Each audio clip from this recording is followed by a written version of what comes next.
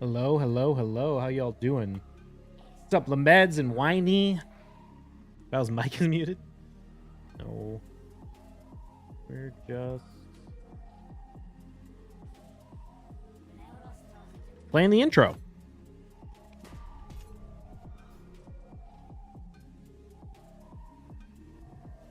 All right, let's see. I don't want to beat these different. Go.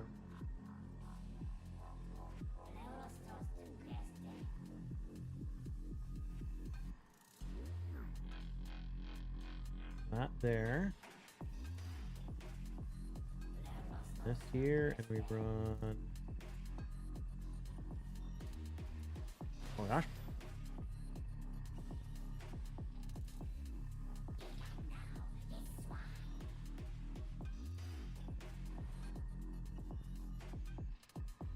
Grumpin, thank you for the follow.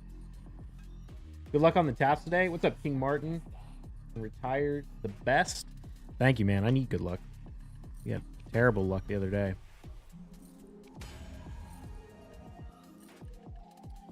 Also got to try and get my 3v3 arena done in raid.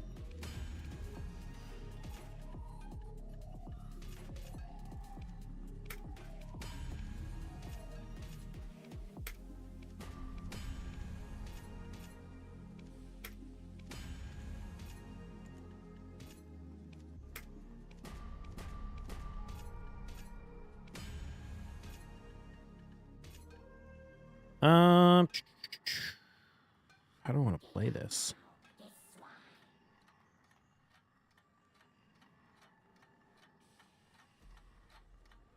You know what? Maybe we do this here. Yeah.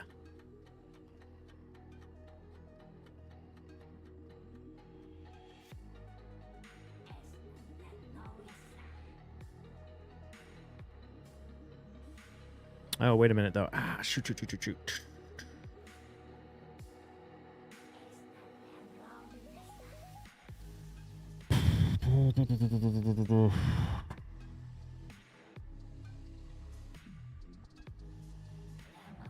I'm trying to figure out my 3v3s.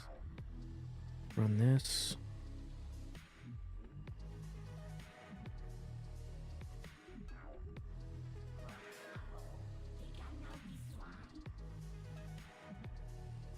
Still on the quest grind, just about to hit 20k. Nice. You know what? Let's just get this one. We're looking for fast fights. That one. That one.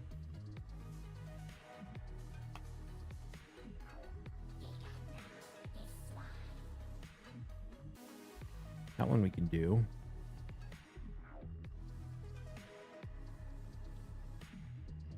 Okay.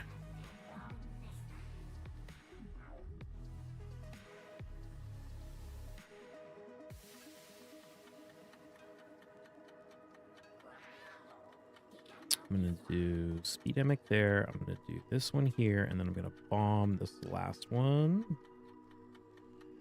with this. Yeah. There we go. Kazahar, 49 months. God damn, dude. That is wild. Thank you.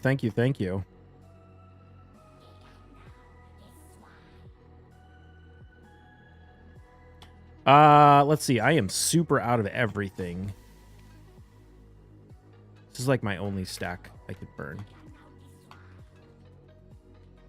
What's up, Bombay? Tried playing Raid for a bit the other day and got fed up with the pay-to-win ads throwing in your face constantly. Yeah. Saw your video. He lost like 400 bill. Yeah, it was a bad. It was a bad one indeed.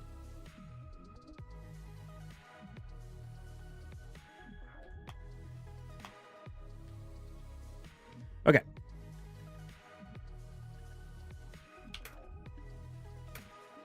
We'll do a Leighton.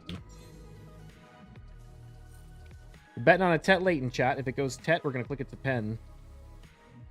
You've got 1 minute. Get your bets in.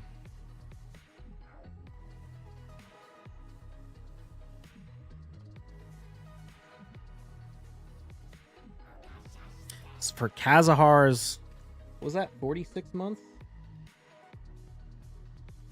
49 months. That's crazy. That might be the longest.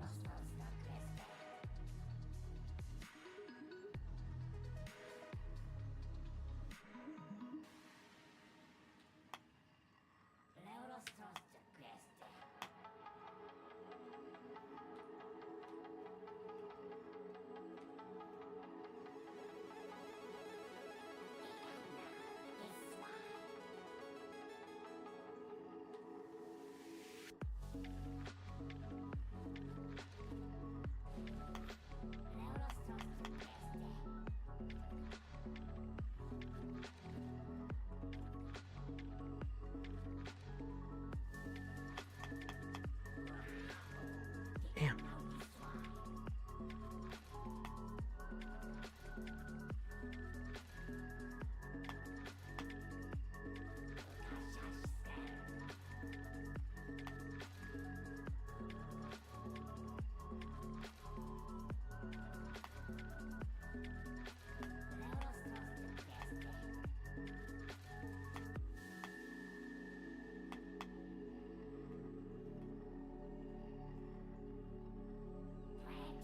Wukong, dude, I hate that champion so much.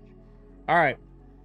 Thank you, Spiritual. I'm 600 bill down. Do you feel like the markets are super good? The odds of landing pen or pen depots is super low. Nope. Difference.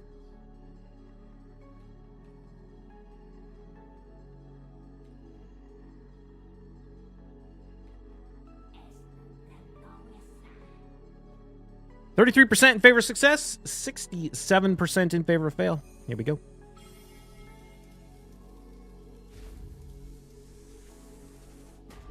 All right, no tats. Well, thank you, Kazahara, for the 49 months. I appreciate it. Maybe next time. Oh, let's go back to making these guys to try. Come on. I know, right?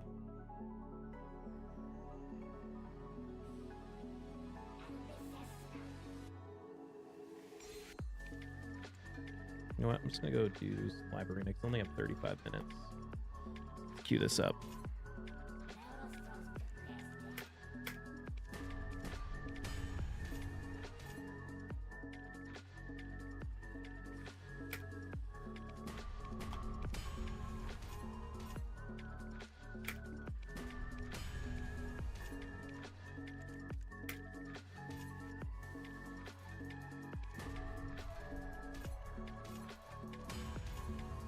Try to make tri-latents, right? Yeah.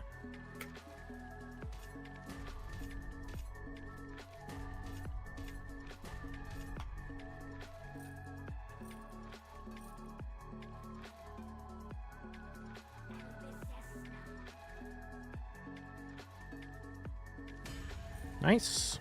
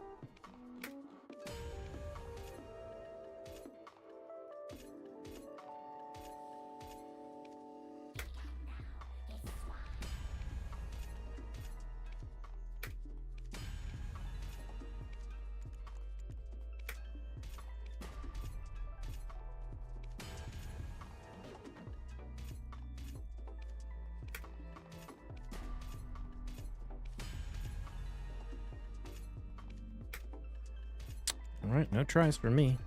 Try reblast though. I need 110 stacks, man. I need 110 stacks so bad.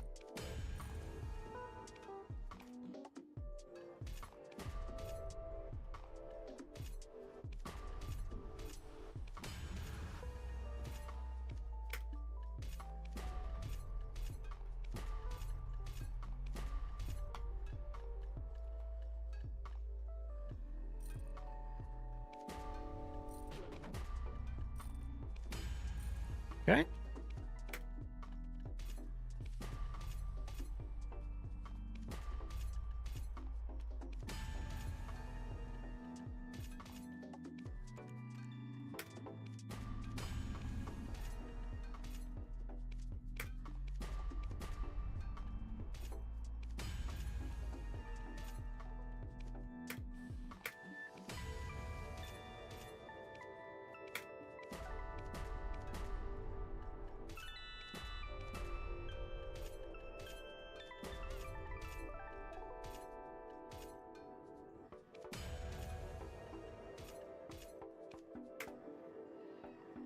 Damn, dude.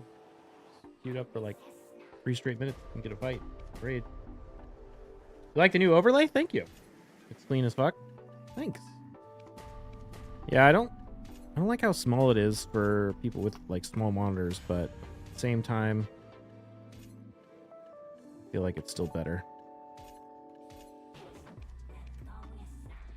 Okay, we got Old Man Rick. Orima Wukong Helikath CP UDK Necrets. Open Warlord. Wonder if he'll be in chat. Pretty sure he watches. Gotta not reveal my strategies.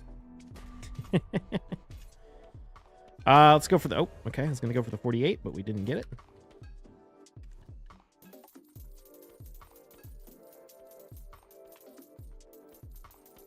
Oh, I see. We're going with the Ancora. Likes to use UDK, right? Yeah.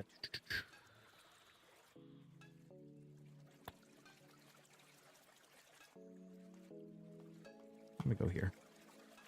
Ancora and White King Narses. And it's crazy how many people built these champions out when we have CVC in like 2 days. Surprised people weren't a little more patient.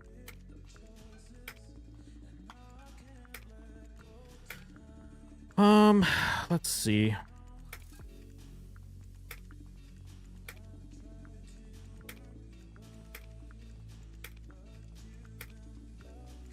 do I want to play this?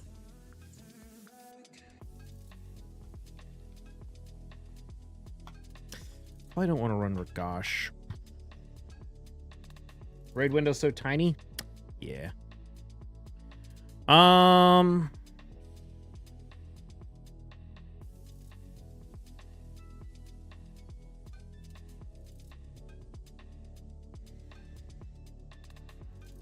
Yeah, let's just do this.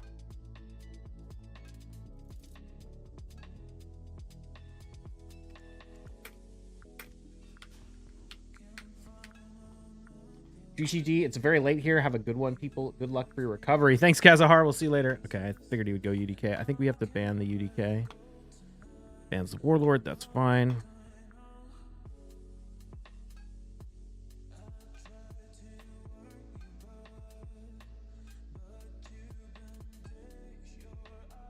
What's up, JKL dog?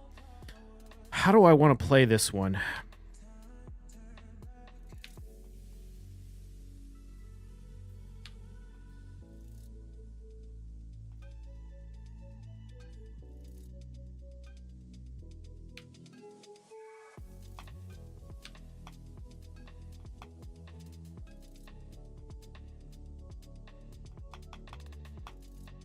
Okay, that worked pretty well. I'm going to turn meter boost here so that the Rhonda will immediately take her turn. It's going to revive. Oh, interesting. You went for the revive on the Harima. Yeah, Rhonda will take her out. Okay, beautiful. He's not going to be able to kill the Kaja, so it doesn't matter. Okay, beautiful. Cool. Played that well. Wait, Joe, was that you? I know Old Man Rick is in chat. I just did a secret room for rare HP based only. These secret rooms are just so bad. I'm a vassal now. Yeah, I finished all of my... well, actually, no. I guess I have one more left. But yeah, certain secret rooms, I'm just like, not worth it anymore.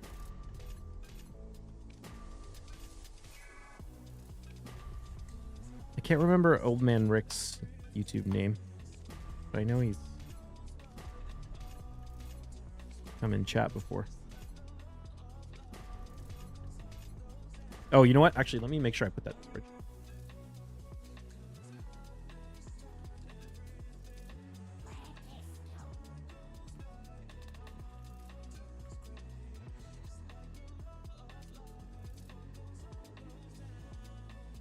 When the last bracket 2163 for Ramontu, it's just time gated with the faction war state. Ah, nice.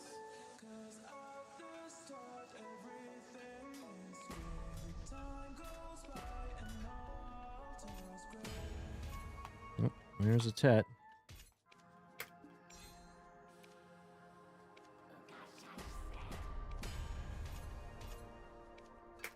Okay, we got Doke 1-1. Taurus, Tormund, Harima, Duchess, Sifi. Okay.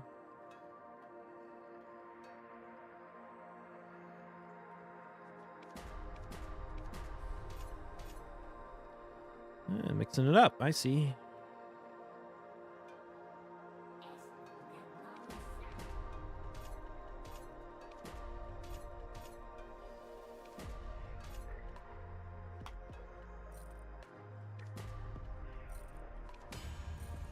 Interesting. So he went for Leorius.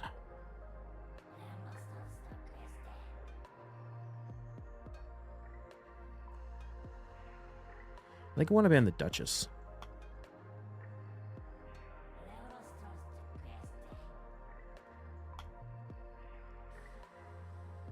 Probably not I'm going to use him, but I figure I might as well get it over with. Yeah, I mean, he's pretty useful in some situations. I don't mind. I don't use him much anymore, to be honest, but I used to use him as like a counter pick to certain strats. Okay, I think our play is...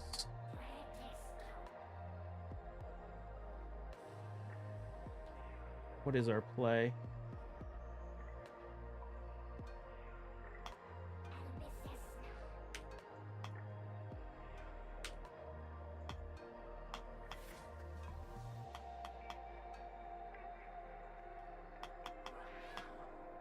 Try not to die to Taurus. Oh, shoot. He's going to lock me out. Oh, crap. I was thinking I had Warlord.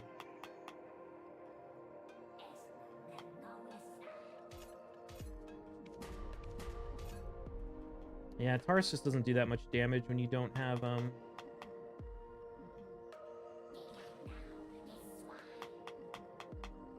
when you don't have any buffs on your team, though. Wow, that, like, did nothing. Look at Kaja's health, man. That Taurus barely budged my health. What's up, Etiquette? Answer as you feel appropriate. What got you into numerical side of gaming, mapping out how to something done, like making gear, marketing, etc., pre-BDO, during BDO? No, I was already, like, ever since I was a little kid. Well, I mean, not little kid, but even when I was a kid, I was always interested in, like, min-maxing games and playing them super efficiently. I think it started with the game.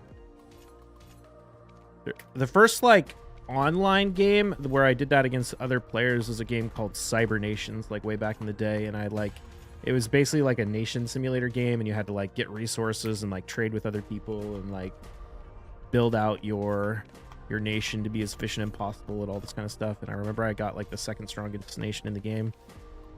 And there was probably, like, maybe 100,000 players or something like that when I was like 12. So I've always been like really into that side of stuff. I don't know what this guy runs. I'm gonna open Warlord. I know he runs Taurus and Harima. That's it.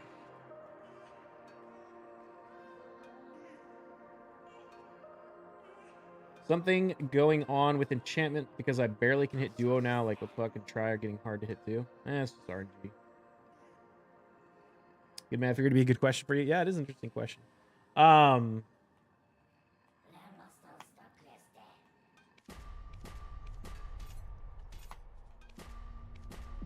It's just, yeah, it's just kind of something I've always been into.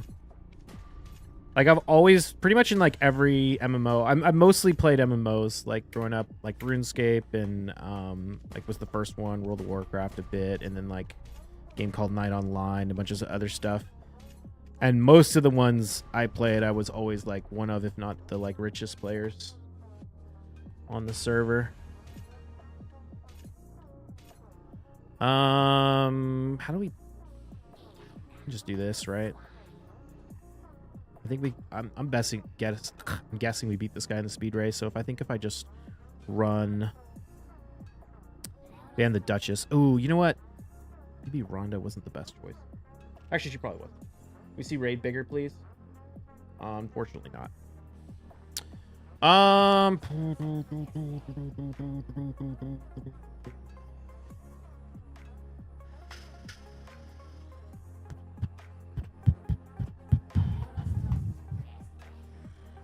Let's see how this goes.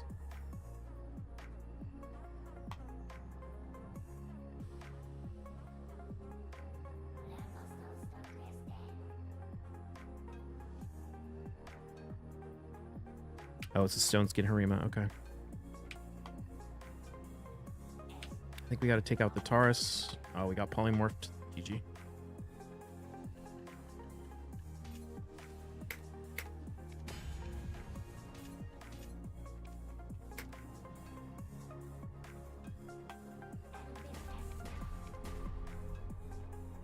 Oh, nice.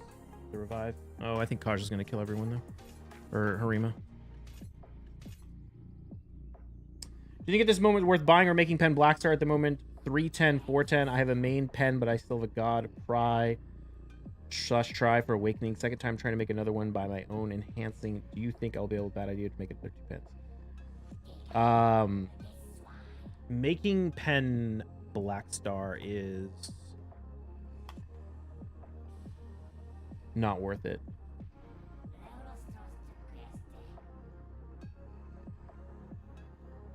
It's way cheaper to buy. If you use costume crons, it's like about the same price as waking it as buying it, but it's a huge waste of crons and resources. Was the expansion did you play in WoW? What was the main income? I played pretty much every expansion. I'd say I probably played the most in Wrath of the Lich King. I bought vanilla sort of towards the end, right before Burning Crusade came out, and it's always marketplace stuff. In games with a free market, just playing the market is way better than anything else you could ever possibly do because it scales so much better. That's kind of why I actually like BDO, especially BDO prior to the central market. One of the nice things is like all the caps and stuff meant that there was something, it was actually not the most efficient way to play the game was just sitting in town. You actually, had to go play. We kind of lost that with the central market, and I mean, don't get me wrong, I love the central market, but it was sort of change in direction. Nothing of gear for fail stacks. Got Dead God, Tet, and 300 for Deboreko. I'm trying to get also my pen black, so that's the only reason I'm trying to, but I don't know what to do at this point. Thinking of getting fail stacks. God, Deboreko. I mean, you don't, rock clicking pen black star is not how you make fail stacks. It's really bad.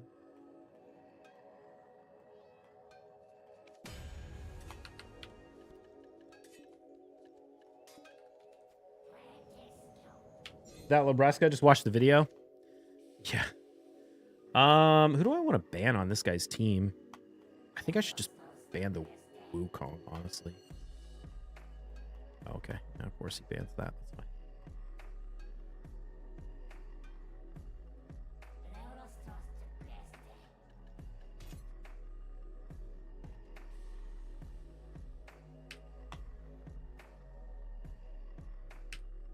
fine. You know what? Let's just take out the...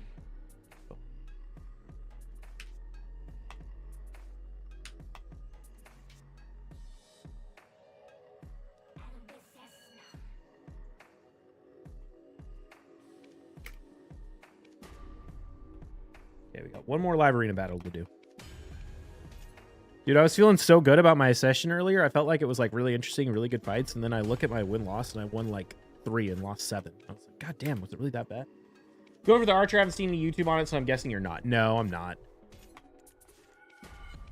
I just don't care about, like, she wouldn't really do anything for my account. Like, maybe I could use her on one of my Hydra teams, but at this point, I mostly only care about PvP. If it was, like, I don't even like using books on champions I need for Hydra. Like, I don't know.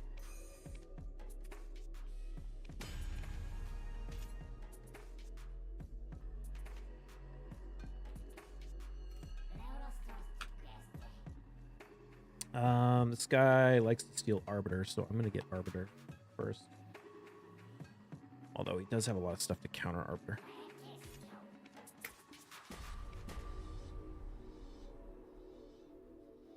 Should I got her Tet for 60 bill and try and make it pen by Blacksmith Crons, or just go for Market Pen Blackstar? Market Pen Blackstar. It's crazy how impactful Kaja is for your team, but also how little difference it makes if she gets banned. Yeah, well, I construct my teams very carefully. Like the whole way my team is set up with double turn meter booster lockout makes it very difficult. There is no easy ban, because if the double turn meter boosters go off, then it will immediately push my he's already picked all his nukers. I think we go Rotos. Do I want to go Rotos, actually? We could also go Stultus.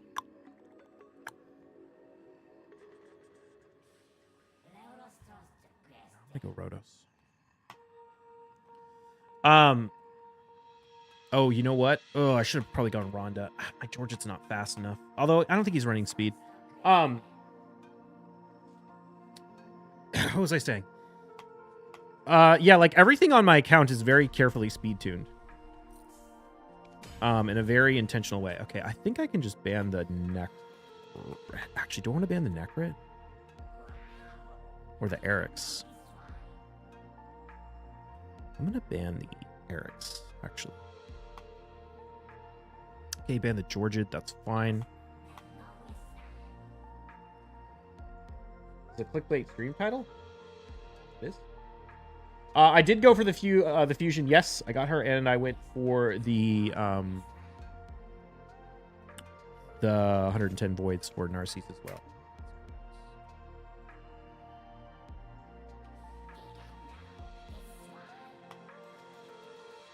Okay, I think I want to take out Sifi.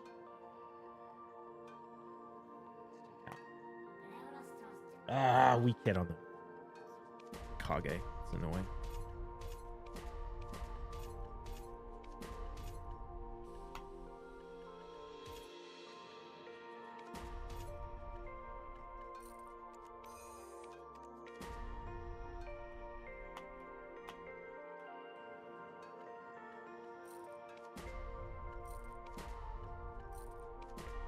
Oof. Black Spirit, you're killing me, man.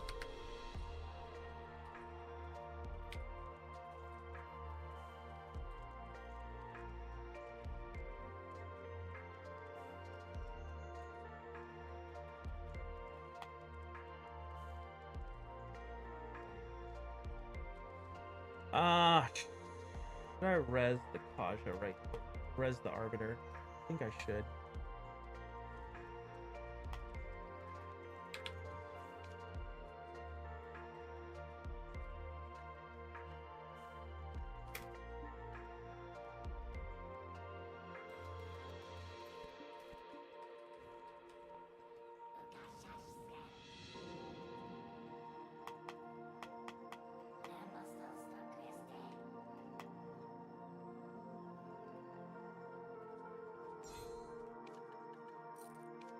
Oh, fucking A, man. God, if only I didn't weak hit this fucking Mikage.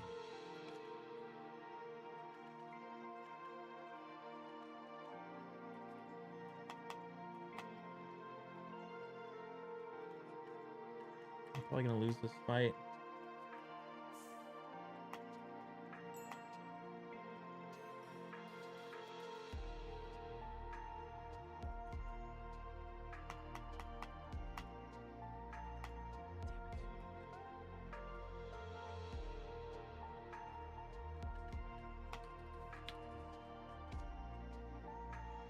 should have taken Ronda. Need turn meter pushback on the Ronda. We get it.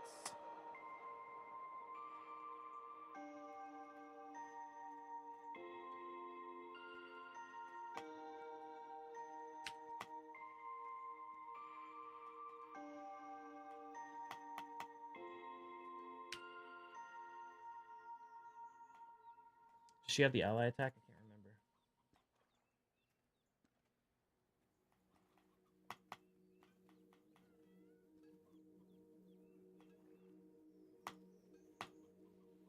Oh, Rotos, I really need you to get an extra turn right there, man.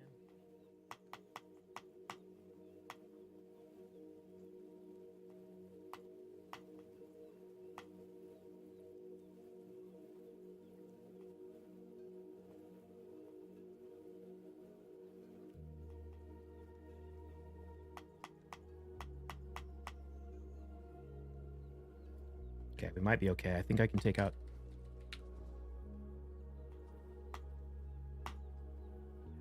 UDK. Or not the UDK, we got the neck red. It's the best way to make a 250 stack. Take a nice.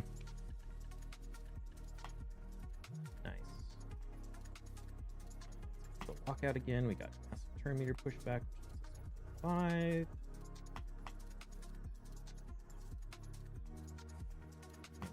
Here. Beautiful. Beautiful. Oh, that was close. Would have been so annoyed if we lost that weak hit. Okay, cool. All right. You take a 90 stack and you Brocklick Pen Rebluff on it until it's 250. How much resist would you build for Ancora and Stoneskin as well? As much as you possibly can. I want to build my Ancora like probably around 200 speed and as much resistance as I can get while still having 2-turn Stoneskin. You also probably want a little bit of reaction to deal with potential Georgia plays. Or like Mezamel or other champions who can hit through Stoneskin. Usually the way I build a champion like that is if I want like 200 speed, I decide how much speed I want.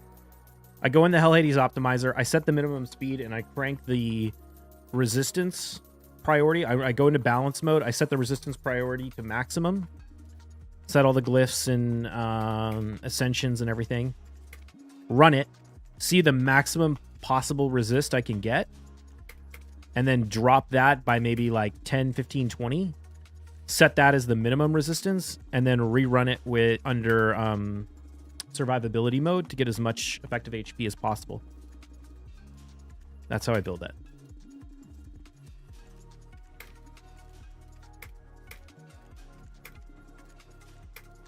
And I want to use her to counter speed plus lockout teams. Particularly squishy ones. So that you just run her and Narcisse. And then when they lock out, she resists it. They take their turns. She survives because she's in stone skin. And then you revive Narcisse, which resets all of his cooldowns. Gives him 100% turn meter. Decreases the turn meter of the enemies. Then Narcisse one-shots their team. That's how I want to play her. Video would be great. Yeah, maybe I should make a video on how to build her.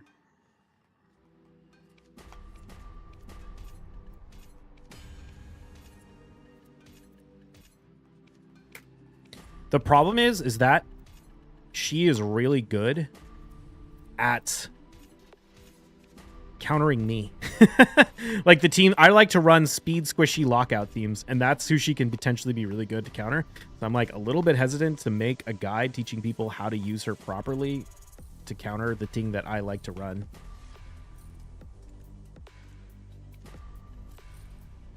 What's your Pen Fallen God stack these days? Let's take a look. Oh my god, dude. I'm at like 1 out of 12 on tries. What the hell? 424. 424. Should I just beat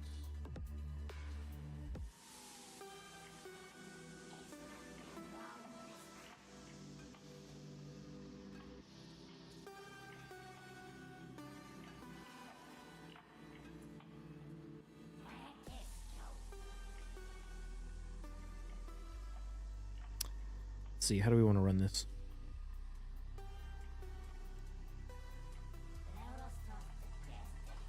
Still an NA first for those. I was told that a Pen Fallen God got made on NA, but I'm starting to become more and more skeptical that it's not real. Because no one has been able to really verify it for me.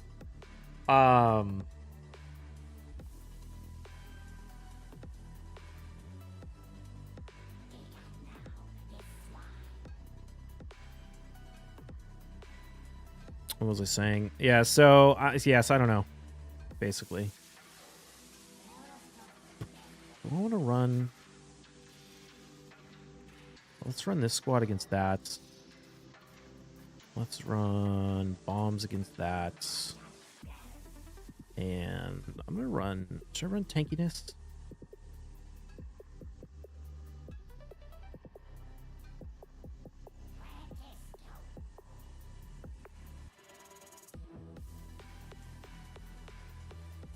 We run Ragash here.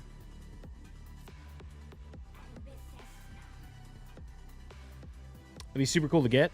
Oh yeah, I would love it, but it's not an easy one, you know.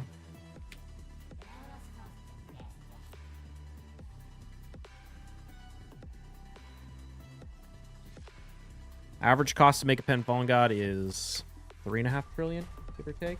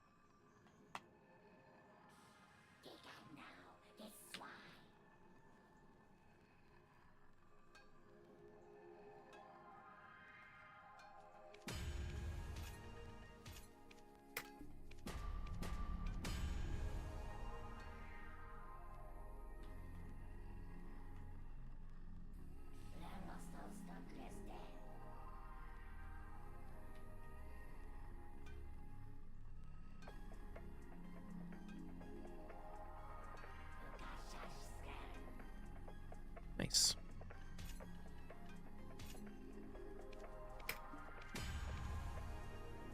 It's all with costume crons? Yeah. If you don't use costume crons, it's like more expensive.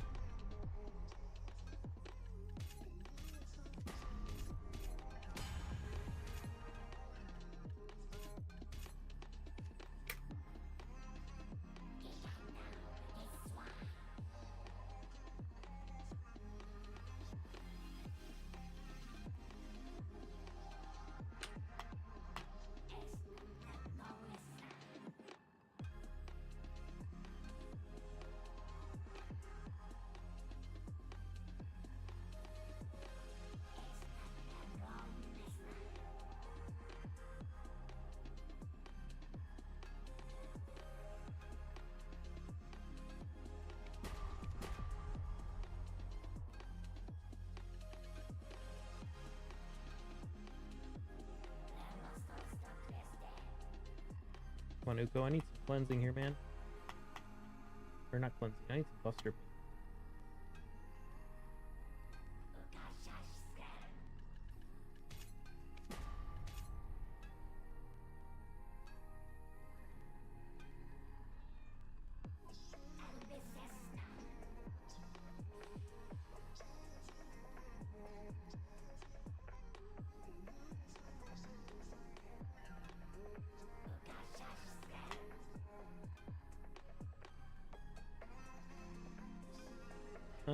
You know what? Let's save that.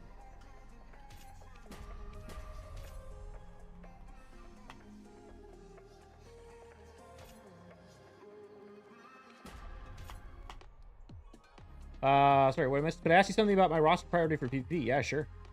How do you make out on the second Jatina price increase? How did you make out? I mean, I sold a ton of Blackstones for max price. That was nice.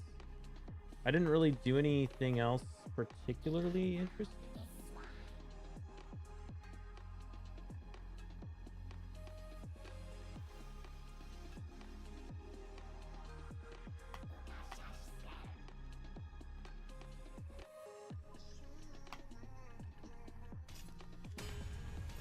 I'm kind of like the Blackstone situation as it exists currently is really obnoxious. If I'm being honest, they're really expensive.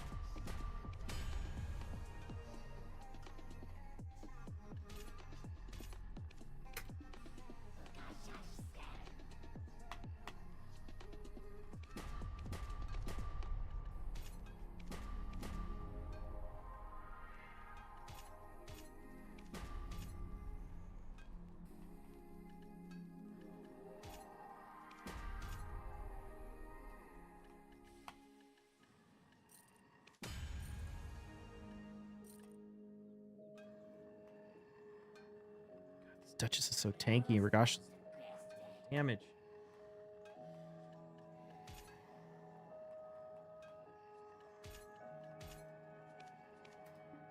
I wonder if I should try and take out this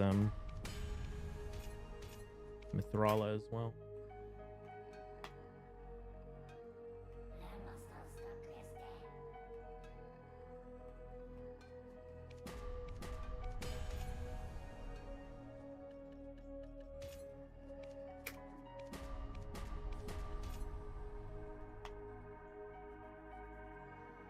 There we go. We're chunking for a little bit.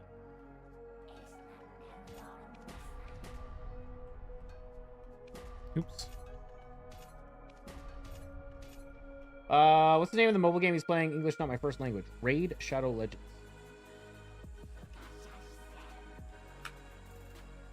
Are they going to merge the Blackstone soon? I mean, we don't know. How's your Uko built? He's in Provoke set. Kind of like a Hydra Uko, to be honest. But he's in Provoke with reasonably high accuracy, a little bit of tankiness, some counterattack accessories. Just there to be annoying.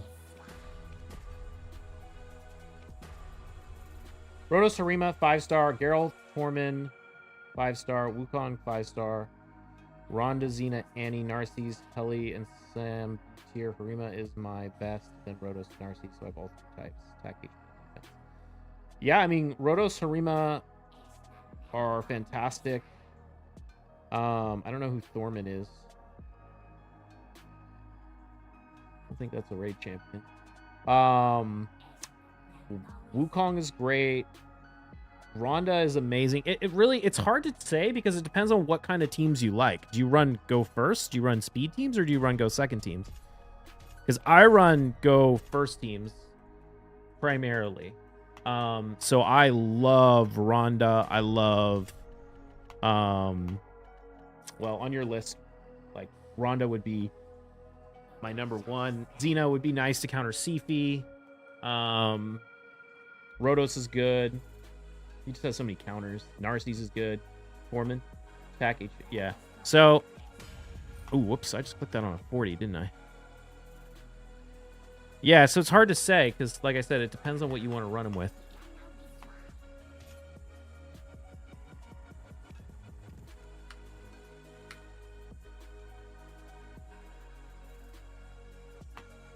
There we go. Finally.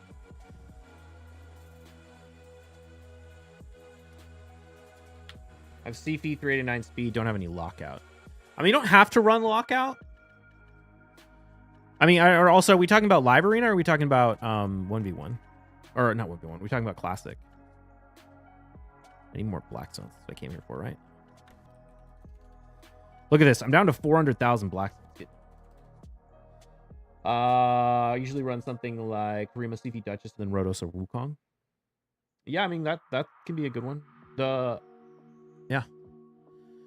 Now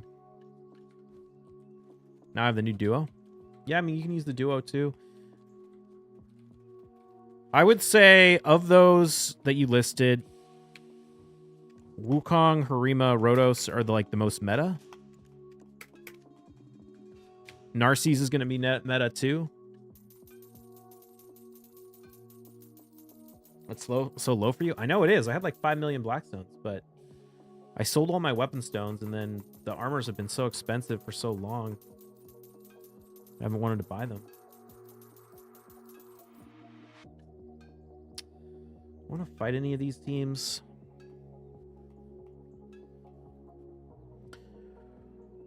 really.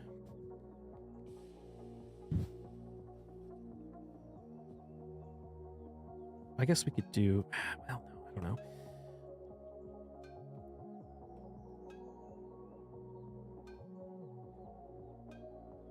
Feels like I'm often too slow. Well, yeah, you're not going to go first with Duchess and Sifi. You're not trying to go first. If you want to go first, you have to have like 3 turn meter boosters or 2 turn meter boosters and a lockout. Hoping Ancora could be my solution. I don't think Ancora is very good in a go first comp. I mean, I know Arena Gaming is using Ancora mostly in go first teams. I don't think Ancora is very good to go first.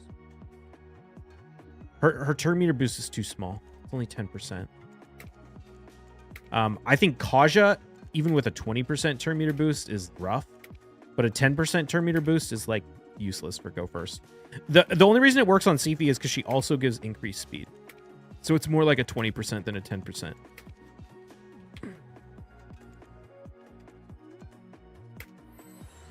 But if you're fastest champion, I mean, I don't know what I still don't know what PvP you're trying to do and like what your ranking is, right? Are you talking about 3v3 classic? Like, I don't think you're going to be in a position where you can reasonably push for plat pushes, but I don't know, maybe. I've never done a plat push, so I don't know.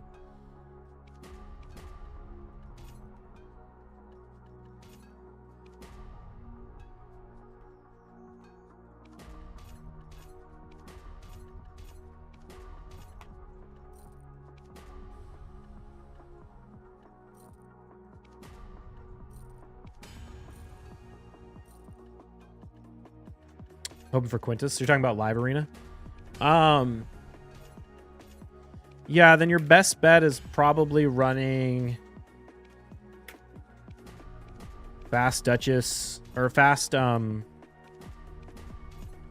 Sifi, 2-turn Stoneskin Duchess, possibly Ancora, Harima, and then pick another nuker based on what they pick. You got to be careful because you don't want them to take you don't want them to pick UDK if you go with Rotos, so you really can't pick Rotos early unless you pick UDK first.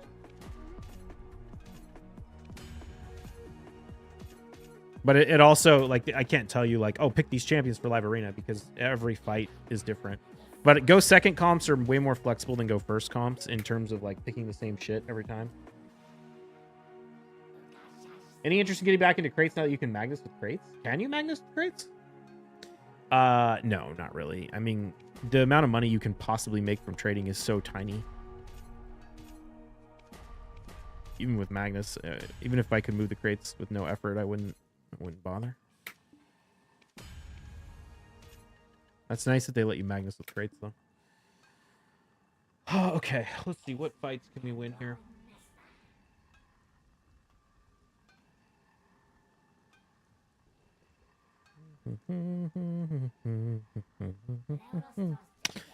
Mean USA, I got a feeling that it's gonna be a wonderful day. Oh, the sun in the sky's got a smile on his face.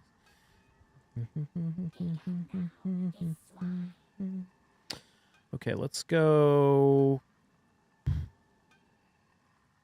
go here. Let's go. Thought for Valencia to land on the morning light for max distance, 0 transport. That's nice.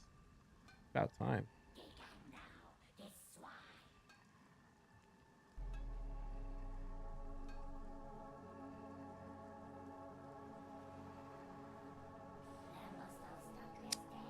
James, like, Python feels pretty outdated after just a year? No, Python's great. Compare him with the recent fusion? I mean, I don't think he is. I think he can hold his own against the fusion. He's just a slightly different champion. But Python gives a full team revive, and Korra gives a single target revive. But they're pretty similar. And Korra also does not provide block debuffs, so that makes her way less useful against things like Tormund. And Korra will get... Well, okay, I shouldn't say that because she can pull all the freezes onto herself. Well, not all of them. She can pull the freezes off your nuker onto herself. But in general, like, I think she's good, but I don't think she makes Pythion, like, useless. She also doesn't provide any healing. She only provides shield. Pythion provides nice healing. Yeah, he's not outdated at all. Pythion's very tanky. Yeah, Pythion's very tanky. And he makes your whole team tanky, too, with his passive.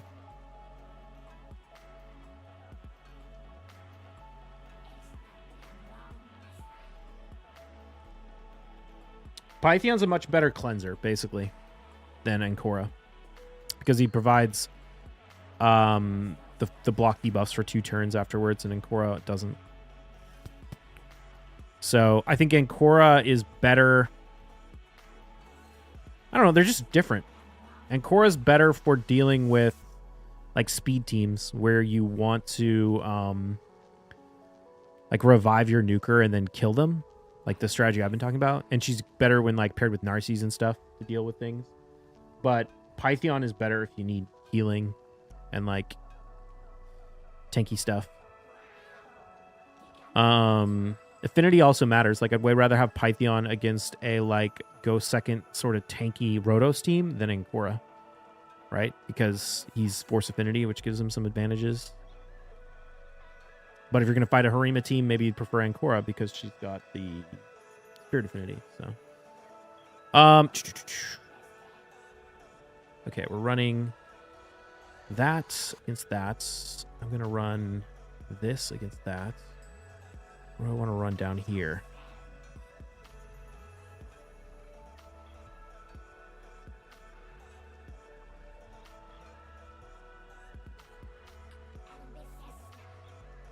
I think we can just run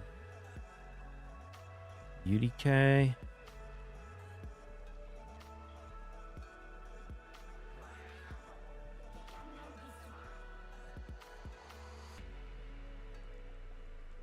Should I run UDK Ragash? No, let's run Rhonda. Oops. Actually, you know what? Let's run Rhonda entirely. Who can I use to take out this Pythion?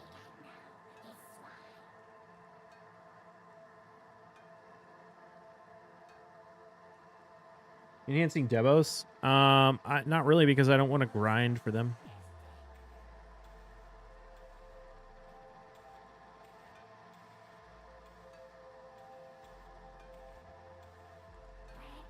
Should I run Wukong just for the buff strip on this team?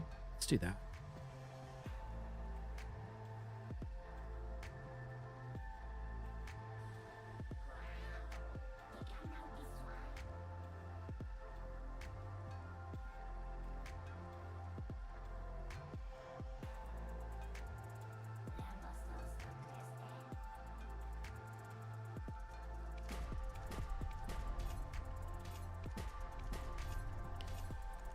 I don't know if I run out of Blackstones, though. I might end up going out to grind. We'll see what happens.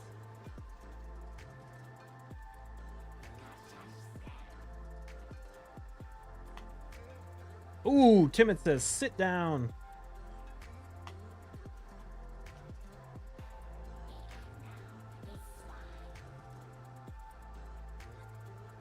Oh, hey, they fixed Lydia.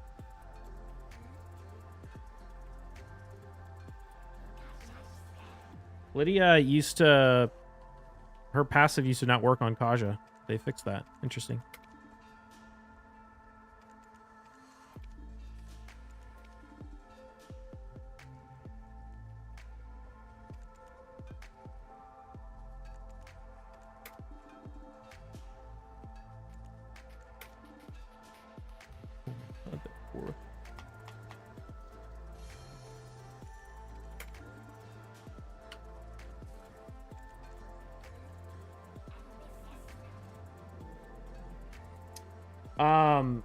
I mean, can you be online when it goes off?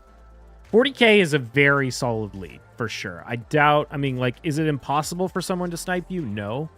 But, I mean, keep an eye on what your time frame looks like in terms of Are they closing in towards the end?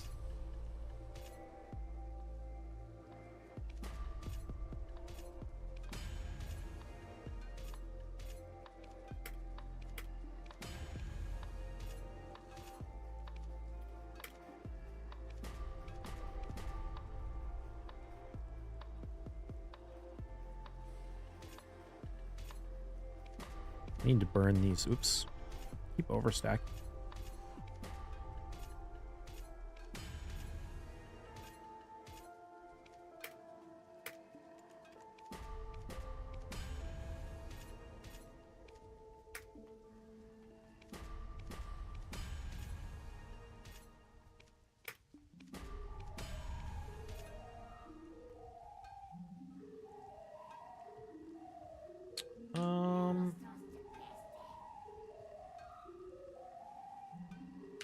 What? Let's just do this. Yeah, that was way better.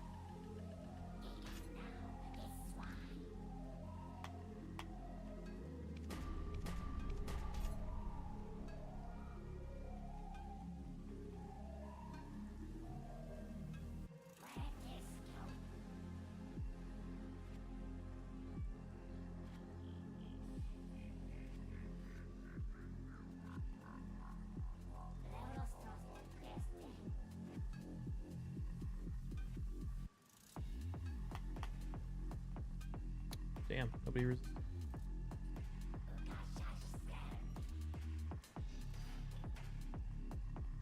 Or everybody resisted. It's unfortunate.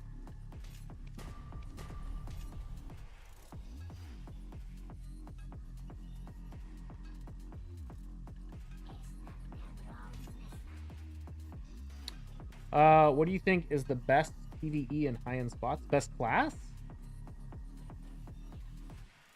I don't know.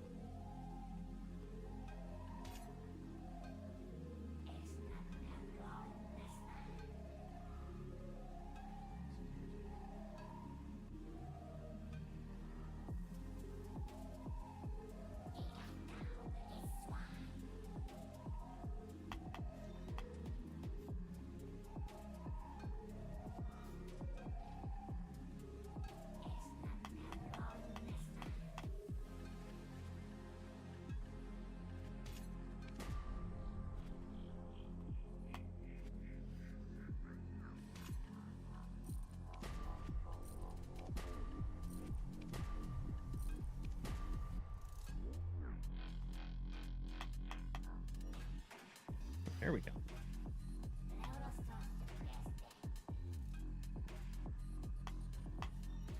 Thanks. Okay, we got this 48. Let's push.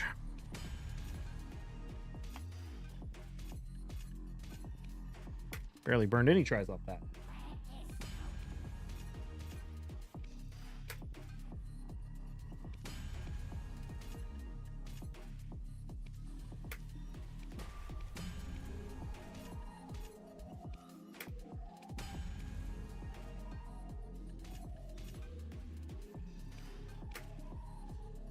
Any other fights we can win easily? Let's take this one.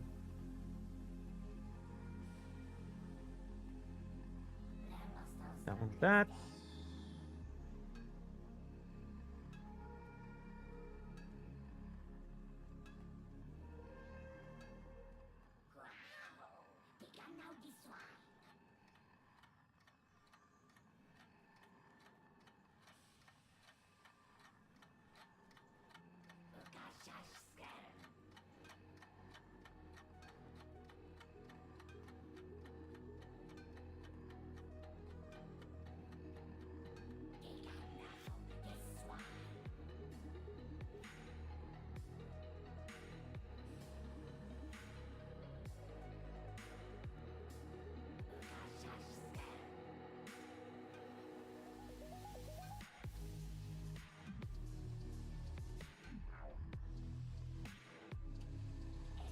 Hmm.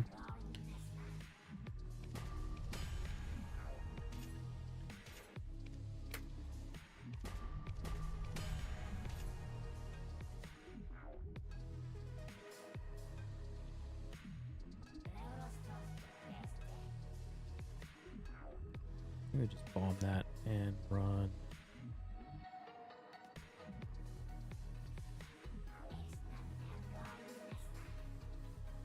This, that'll work.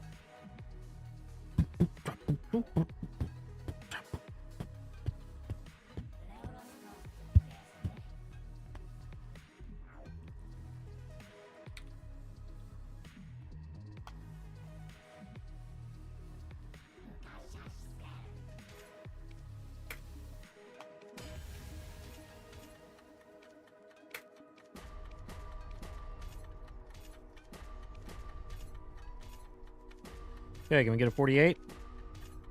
Come on. Nope. Don't need tries right now.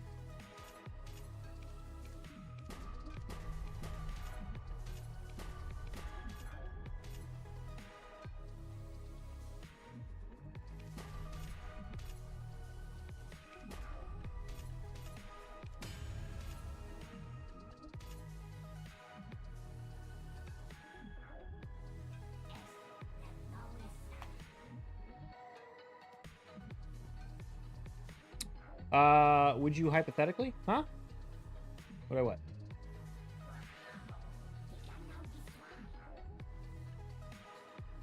Change your whole account when you pull Sifi? Oh, I don't even care about Sifi.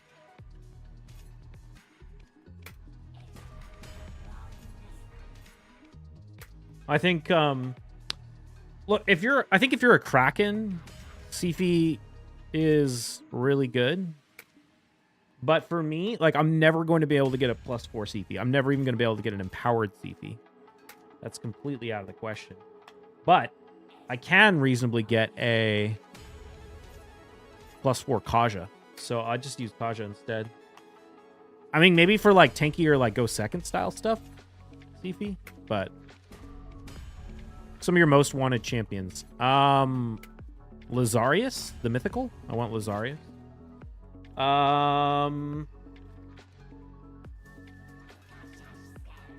Honestly,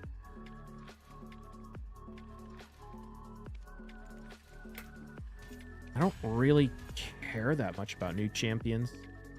I want a +4 Kaja, so I want another Kaja. One more Kaja will be +4, and I want to be able to max my Banner Lords after I get the +4 Kaja. So,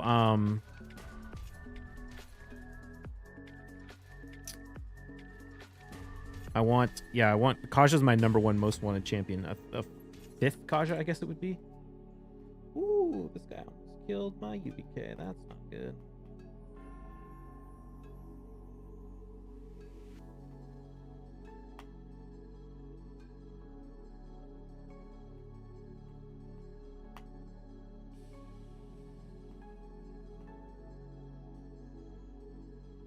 I want a Yumiko. I want another Yumiko. Not another. I want my first Yumiko. Because I want to have a second lockout so that when people steal Warlord, I can have a backup option.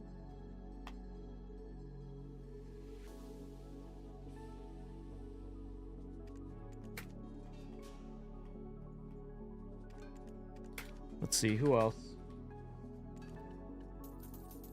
Crixia, for the same reason I want a Crixia.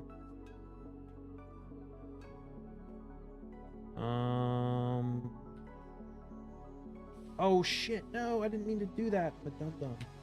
Why did I strip the... Okay, oh, it does matter. Oh, I just got owned. How did that, Thrall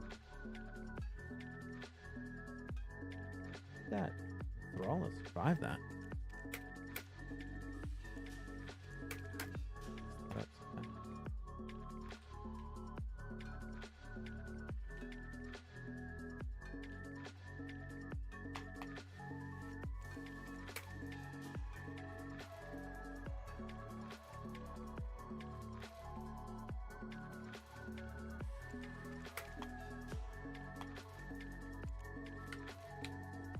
I wouldn't mind a Taurus, I guess. Taurus would be nice, right? Who would say no to that? But I honestly don't feel like I need new champions on my account. Except for second lockout. Like, I only ever pull void charts for guaranteeds, and I don't really buy many shards. So I pretty much have to only pull my voids for guaranteeds. But if I have more than like 120, I will pull them on like a progressive chance for my most wanted. I think probably it's Yumiko in terms of voids. And in mythicals, my preference would be Lazarius. After Lazarius, probably Mezimel would be nice. Crixia. Well, actually, it's either Crixia or Lazarius.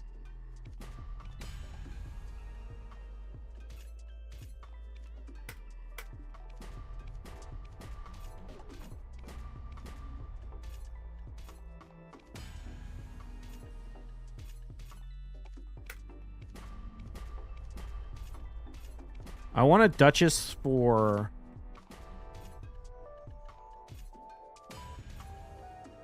Hydra and for 3v3.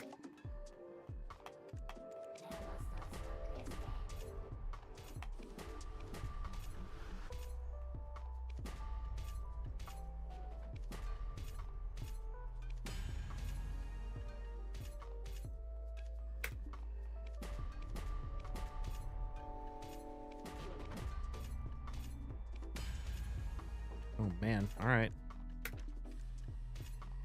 My spirits is not being cool right now.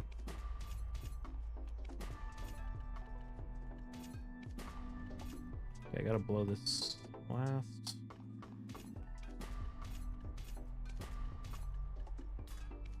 $3v3 token, and then I need to go do faction wars.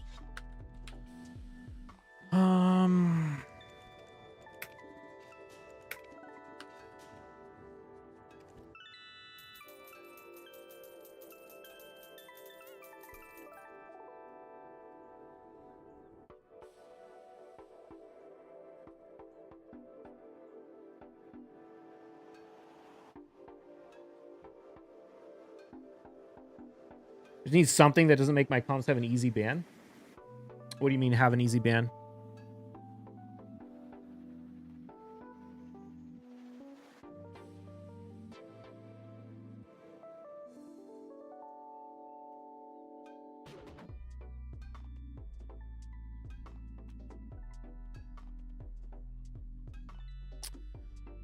Let's see. Who do I want to run down here at the bottom? Oh, you know.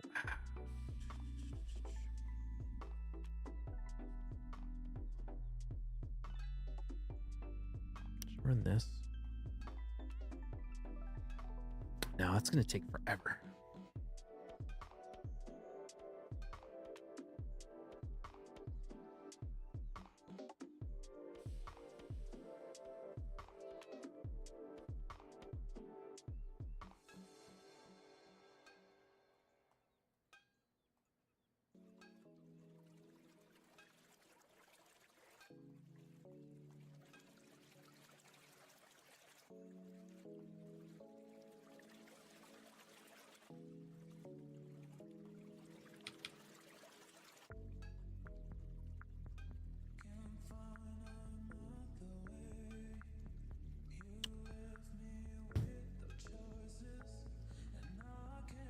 I think we can make this work.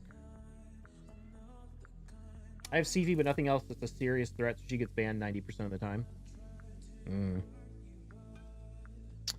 Yeah.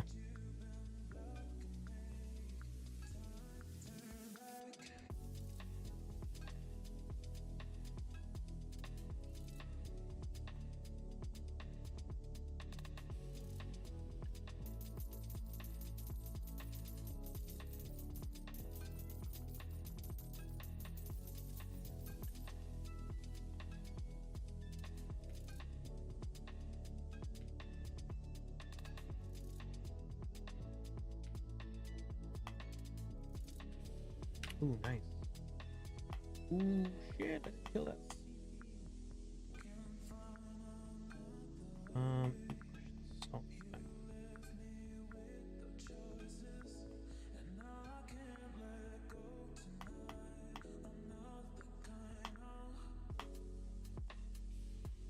damn.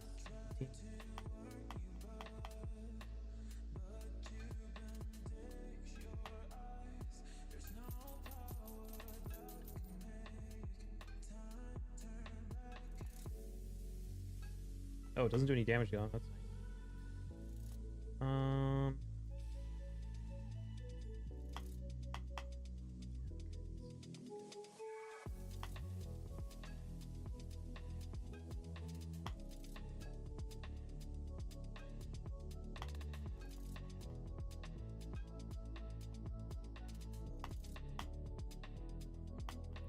Shit.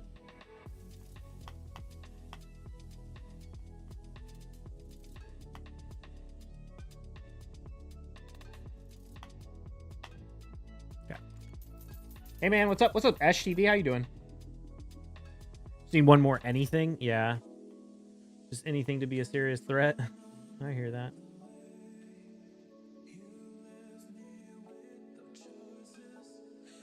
It's funny for me because I honestly feel like oftentimes that just survived.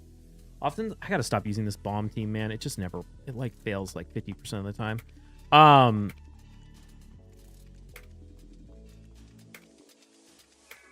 What was I trying to say? I feel like gear pieces make a bigger difference for me. Gear pieces and souls make a way bigger difference for me than actual champions. Like when I think about what I need on my account, it's all like, okay, I need a triple roll speed, accuracy banner for orcs. Like that would make a bigger difference on my account than anything I can pull from a shard. I'm fine making Ive adventure book. Ah, fun.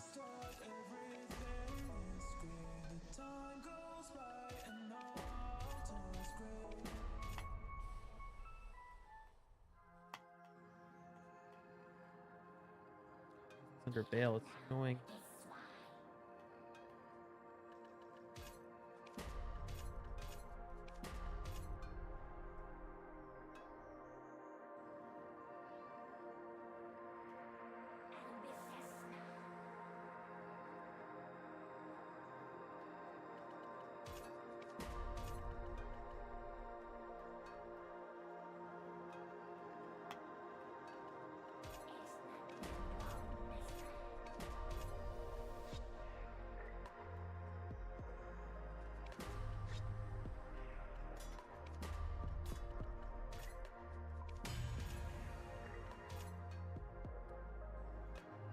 The real thing I want is either Nishak or Annabelle for fucking Bommel. I'm so over manually running that shit for hours until the stars align. Oof.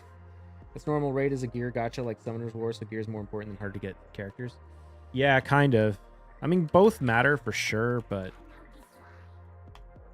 I feel like people really undervalue the gear aspect of it.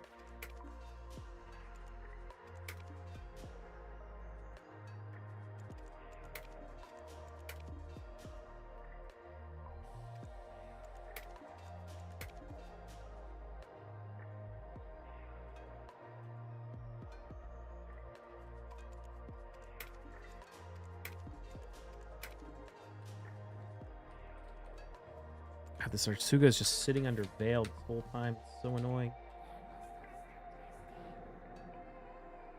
Can I kill this?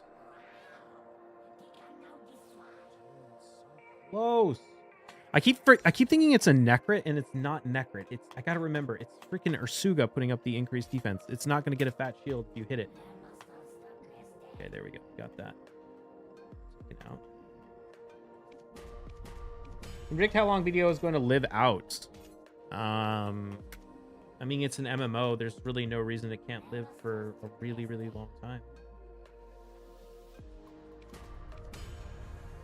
Shoot, I need to get up Necrit on this.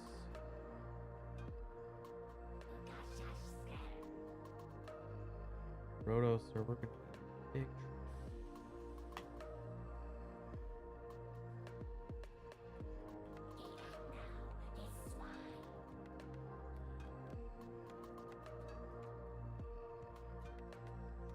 Oh my god, this warlord's so fast.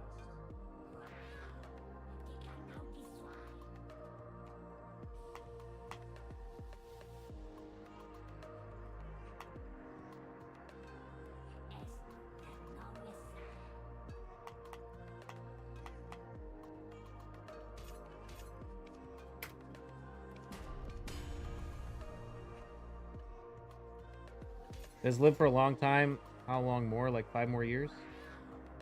I think there's no reason to think it couldn't last 20 more years. It'll last as long as it's making money and the developers update it. Look at how long. I mean, there's literally like, isn't freaking Ultima Online still around?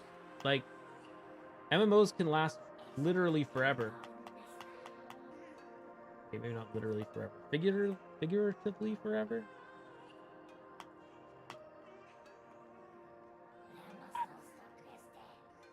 Oh, nice. This, Anith, we can't even kill me with, this A3.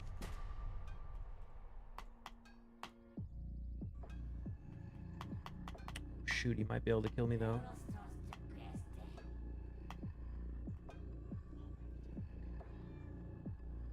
Killed him.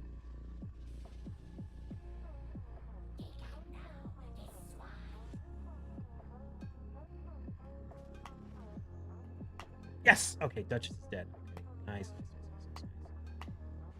Now we're safe. Kind of. Actually, we still could dodge AoEs, but I think my Protoss is actually good.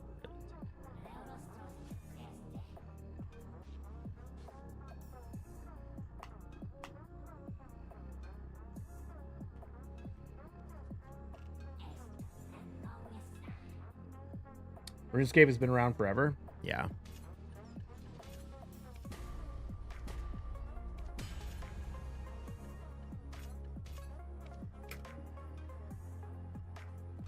I mean, BDO has been crazy successful too. You know, it's made a lot of money and it continues to make a lot of money, so it's not going anywhere.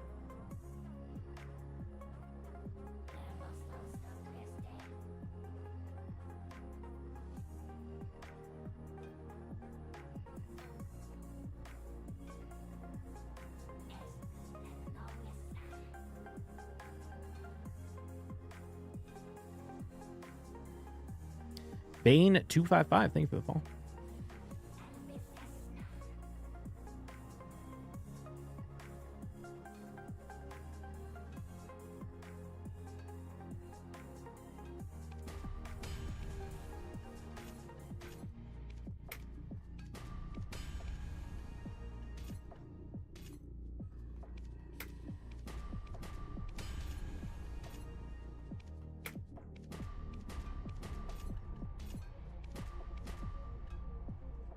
I need to do a bit of undying at some point. Today's Sunday. I got to do my horse weekly quest too, but I got a few days to do that.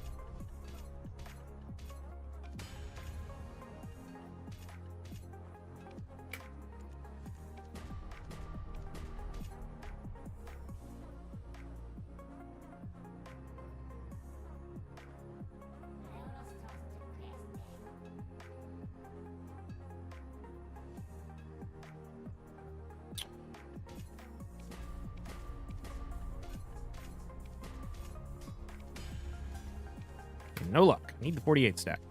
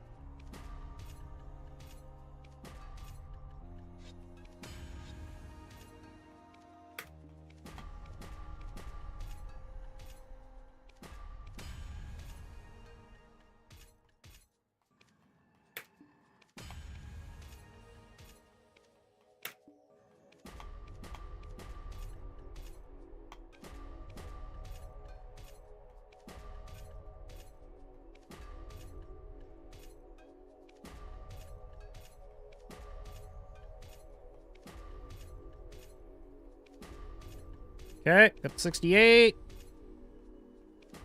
73. Ah, it goes in the black star. All right. That's fine. What's the disto market doing? They've started recovering at all? They're teasing it. I mean...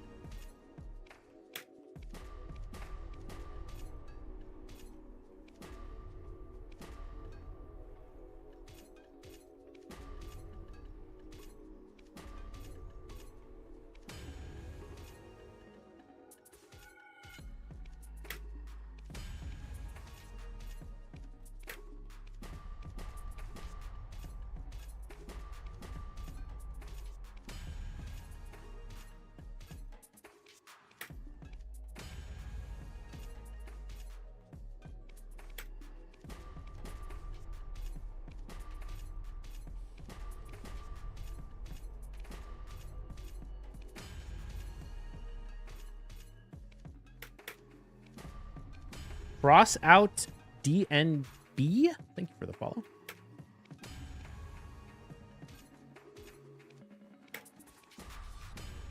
Chill beats. Yep. Just chilling, enhancing stuff. Trying to make a bunch of stacks because I burned all mine the other day.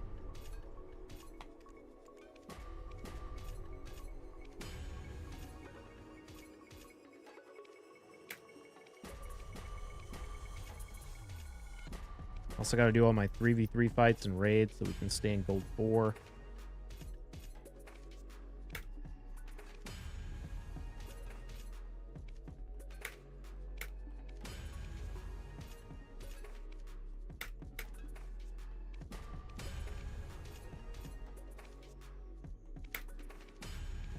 Failure rate is brutal. Is enhancing still worth it? Double your income? Worth it to double your income? What do you mean double your income? Risk of ruin is real, huh? Or was it just a little scare of the bad enhancing session? No. I mean, there's no way it'll bankrupt me or anything. It's like, it's not even noticeable in terms of like effect on net worth.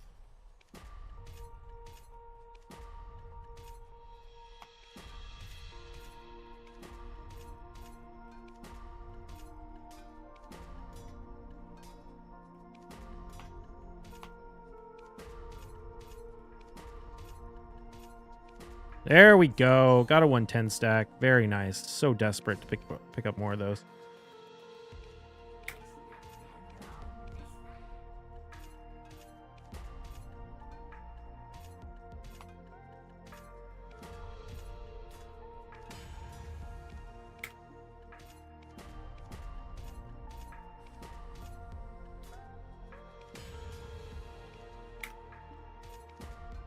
Raid, what are your thoughts on Androck? Got him, but his passes were misworded. Only just 5% turn meter once, not per hit. Androck. Isn't Androck like the strongest champion in the game for PvE? Let me double check. Which one is Androck again? Yeah, Androck is literally like the best champion in the game. It's because the bosses are not immune to his A2 ability that inflicts weaken or inflicts enfeeble. So it'll basically make all of the heads, like all of the bosses in the game, not be able to do any of their abilities because they'll weak hit every time. So think about it. Like, Hydra heads are going to be able to steal anything. Like, you can't steal your buffs. They can't place the block revive. They're not going to hit you very hard. He's literally... Saf said he was the best champion in the game for PvE. And if that's true, I don't have him, so I can't use him. But if you can get that enfeeble debuff on everything, it'll basically trivialize everything in the game.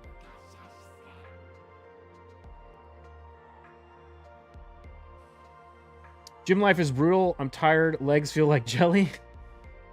Haven't seen a vid on him landing people on a boss yet, but it seems like it'd be insane. Yeah. Just reflex, lots of speed, accuracy. Yeah, I mean, it depends on what you're using him for, right?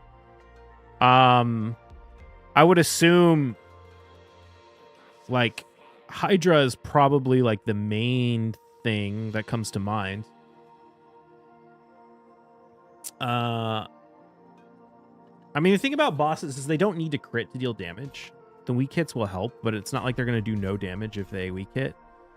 But still, very strong.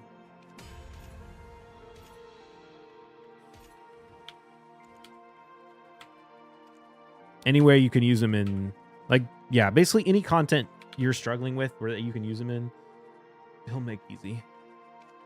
Except for maybe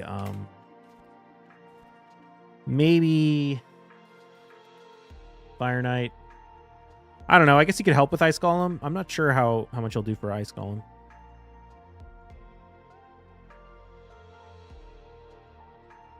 Less enfeebles a secret immunity, like decreased speed on dragons. It's not always their kits. Yeah, I think it lands. I think I saw on staff stream that it lands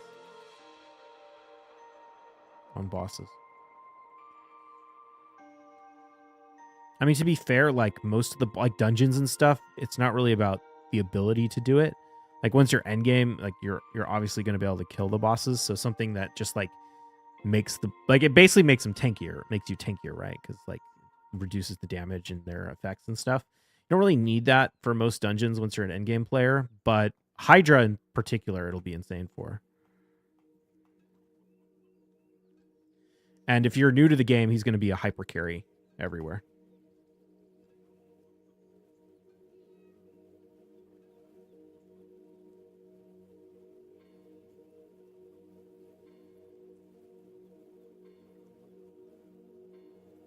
All right. What other teams can we fight? I think we just skip that one.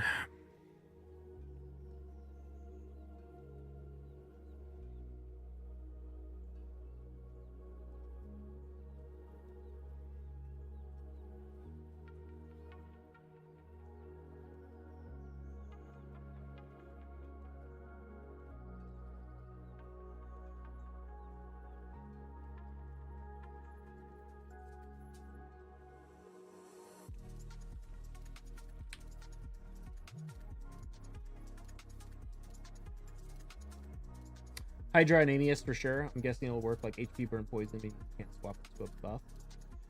Yeah, if you can use it in Amius.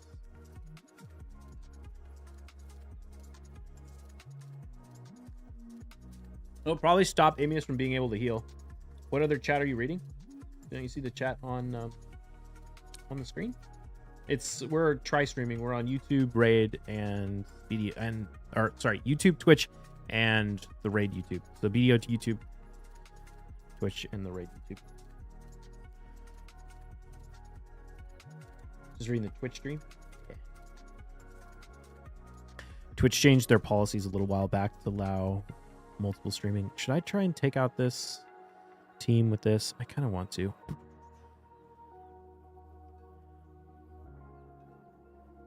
Actually, we're not using UDK anywhere, though. You know what? Let's just be safe. Let's go.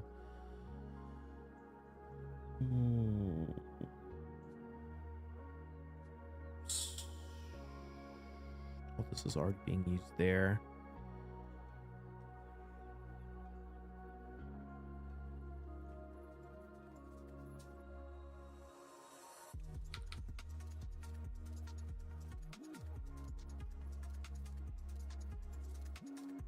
Here we go. That'll work.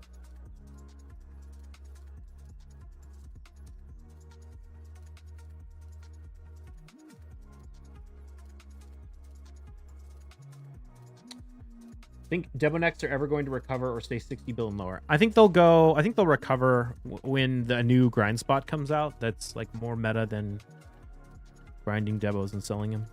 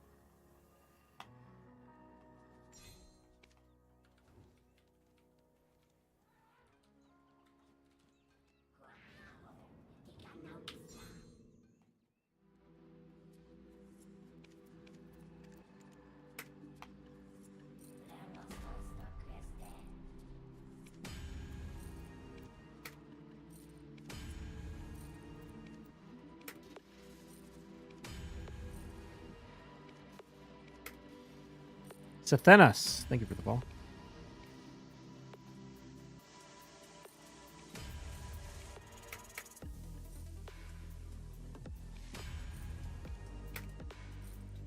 I think the next fusion will be a pretty weak one, decent and strong like Newt. Honestly, I have no idea.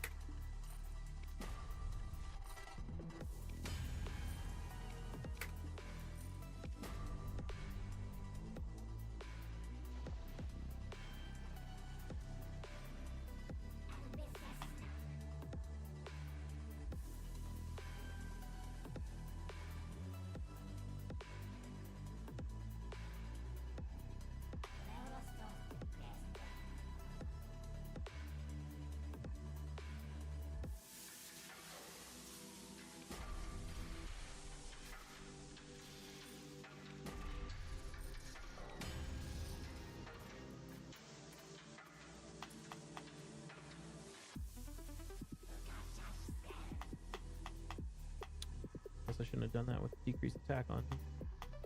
That did not do well.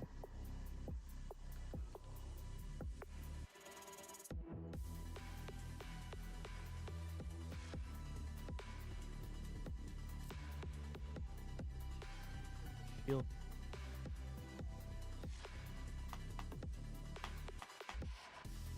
What the?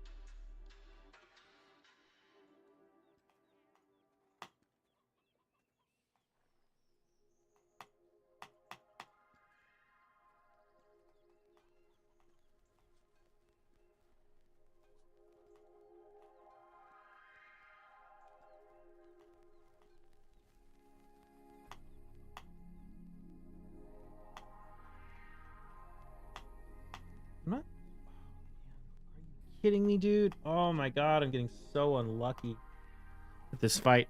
This mighty Uko. Proc the deterrence to cleanse off the block active skills that Rhonda put.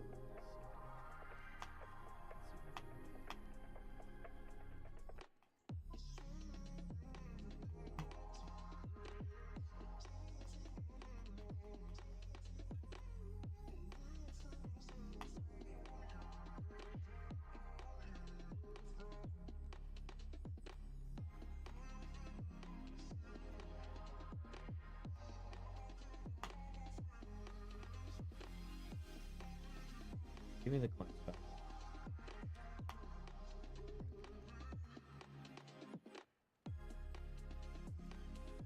Raid should just give us a damn roadmap, and then again, they didn't stick to the Hydra one anyways.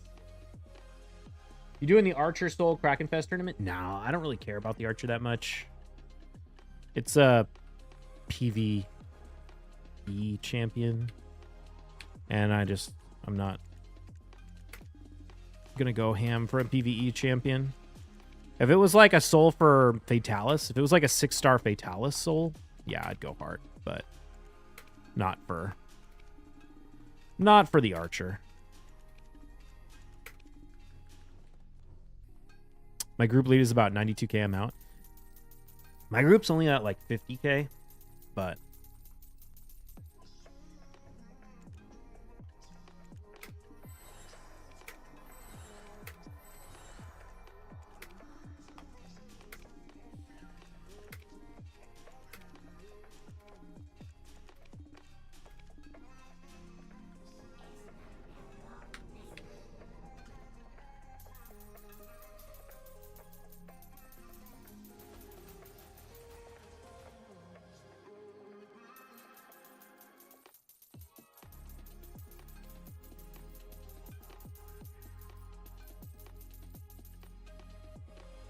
All right, let's see. How should we play this?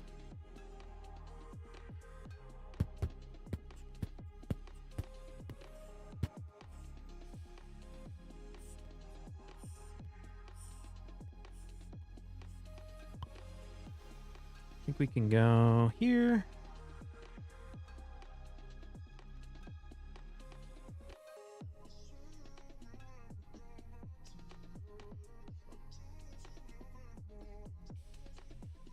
We're spending $300 for King Narcisse. I can never answer a question about, like, is it worth it to spend money? Because money is not equal for everyone. $300. I don't know what $300 means to you. I can tell you that I went for Narcisse, but I also only ever pull void charts during guaranteed events, so I didn't really need to buy many. I do think Narcisse is a very, very good champion. He's probably the best guaranteed void champion we've ever had. Almost certainly. So if ever there was a time, it would probably be for him.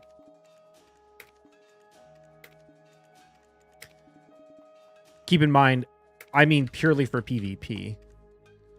He's not really a useful champion for PvE content. So if you don't care about PvP, then he's not worth it.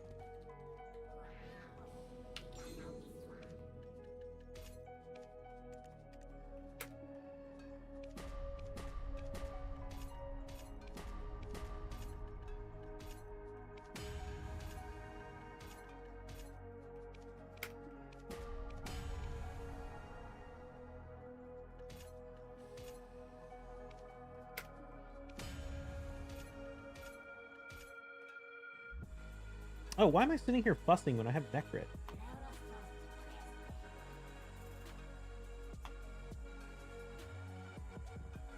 Yeah, I can just do this. This good lord.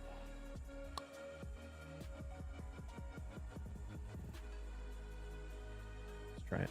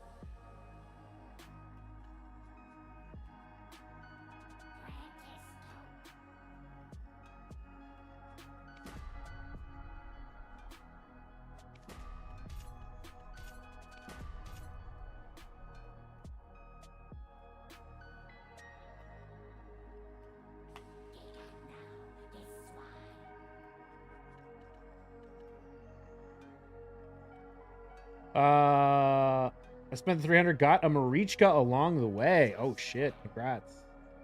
Perhaps have Taurus, no Taurus Satch. Dude, that's a nice way to do it.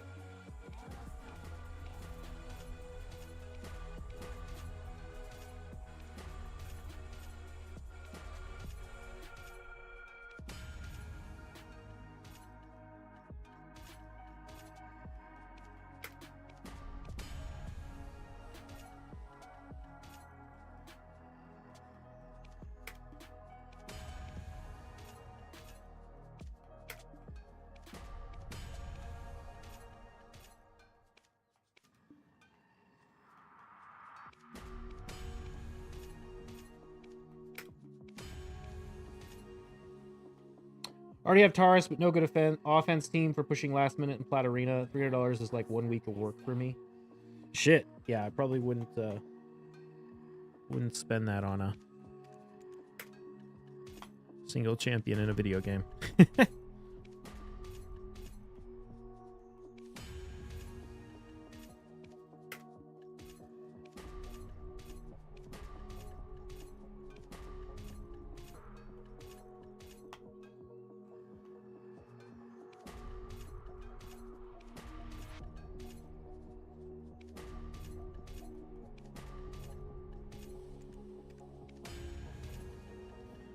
Like, as much as it might diminish the aspect of fun a little bit in the game, if you want to be successful in Raid, you should pretty much never ever pull shards outside of fusions and guaranteed events.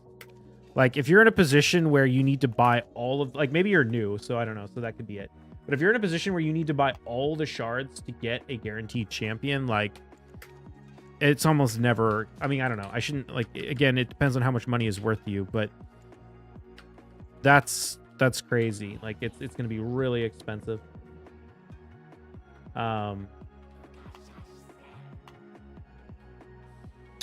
Dude, Timit just wrecked everybody right there.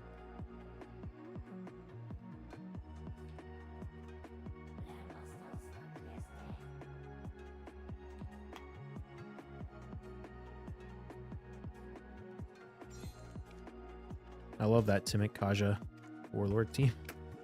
Warlord Val. Right, yeah, we want to play this. I want to go.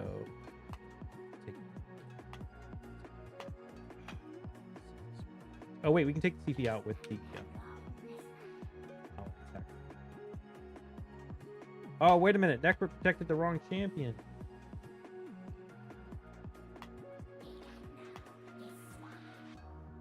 Oh whatever, he revived the.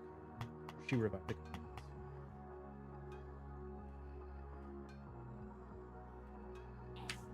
Beautiful.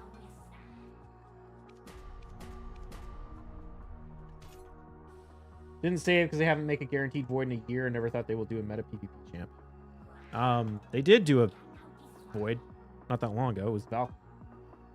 And still, there's no excuse. You should never pull void shards. Never pull any shards other than fusions unless you have at least 20 sacreds, probably 200 ancients, and 120 voids. Pulling on anything else is just inting anyway, because the odds of getting anything useful is very low.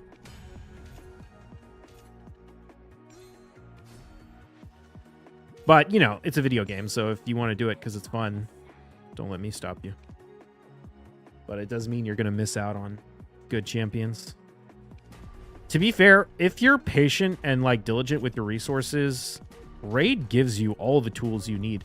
Like, sure, I got lucky with Warlord, but if I didn't have Warlord, I could run support Wukong instead of Warlord. Like, you can, like, most of the champions I use at, like, the top end of Arena are stuff I got for free. Like, it's Arbiter, Kaja was a guaranteed. Stultus is one of my main nukers, who is a guaranteed. Rhonda is one of my main nukers, who's a free login. Morrigan was a fusion. Narcisse is a guaranteed. Ancora is a guarantee, or a fusion. Like, they give you a lot of really good tools if you just save your resources and prepare for it. It's way better to do that than to, like, YOLO shards. Try and get Georgid.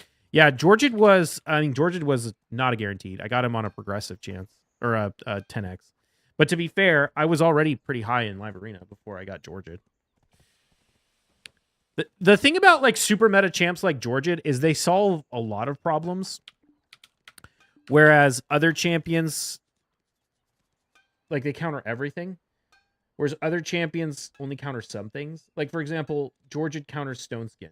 But before I used Georgid, I had other ways to counter Stone Skin. Either by using, like, bombs, like Nishak.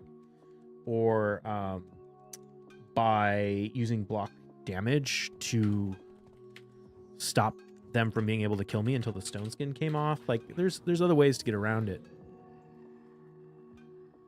Skip them, I'll use what I got for free. Yeah. It's really that first initial stockpile that you need to build. Like, the initial 120 voids than the initial like 200 ancients and then the initial 20 sacreds. And then once you get that, you can use your excess, but you kind of never want to go lower than that unless it's for guaranteed. There's actually, and who else has been guaranteed voids? We had Valkanen, we had Turvold is a really good one. Supreme Kale was kind of waste. I think Riho was one when I was on a break. She's good.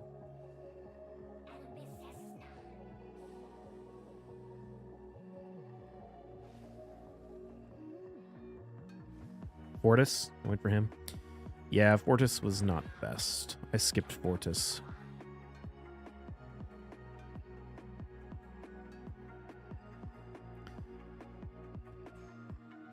$129K, $89K, $4K, ripped to second and third in my bracket for champ training. Yeah. My bracket was surprisingly easy, but even at like 50K, I didn't really want to go for it.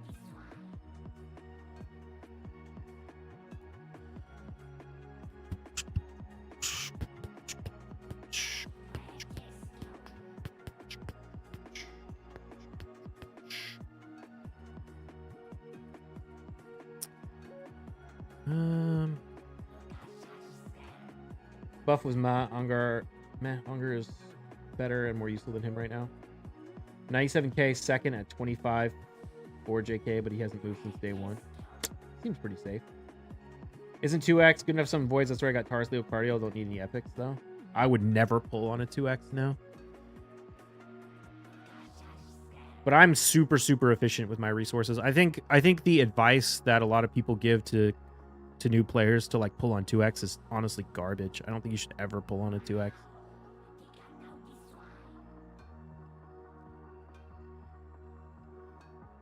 Just can't wait to see the champ they release, which is very similar to Archer after this is over.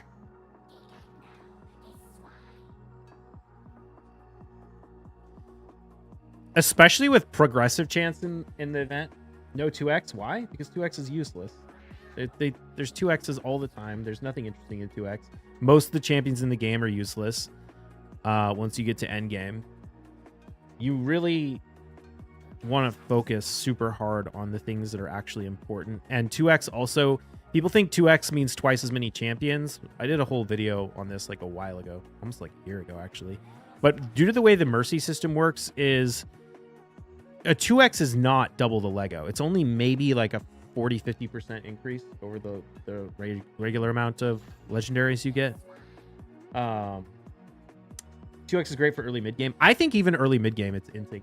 Early mid game you need every shard you can get for fusions, and wasting them on useless 2x events is not important. The thing you also have to understand about early game players is you do not have the resources to use any legendaries you get anyway. Like a good epic or even a good rare is oftentimes way more valuable on your account early game than a legendary that you won't have any books for, won't have any brews for. Like Legos are you can't use very many of them.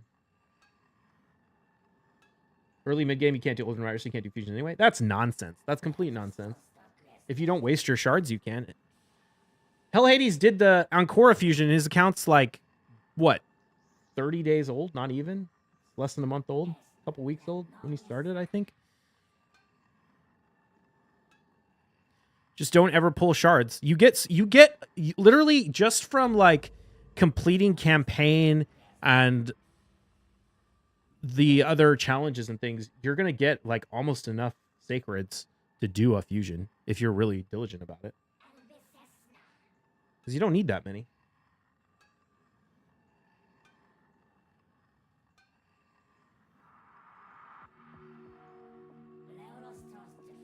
Well, Hades doesn't really account because he plays way more than the regular person. Well, we're not talking about people who are shit. We're talking about people who know what they're doing and are good. Not regular people. I'm talking about min-maxers and people who want to play super efficiently. If you don't want to play efficiently, then do whatever the fuck. It doesn't matter. Just have fun.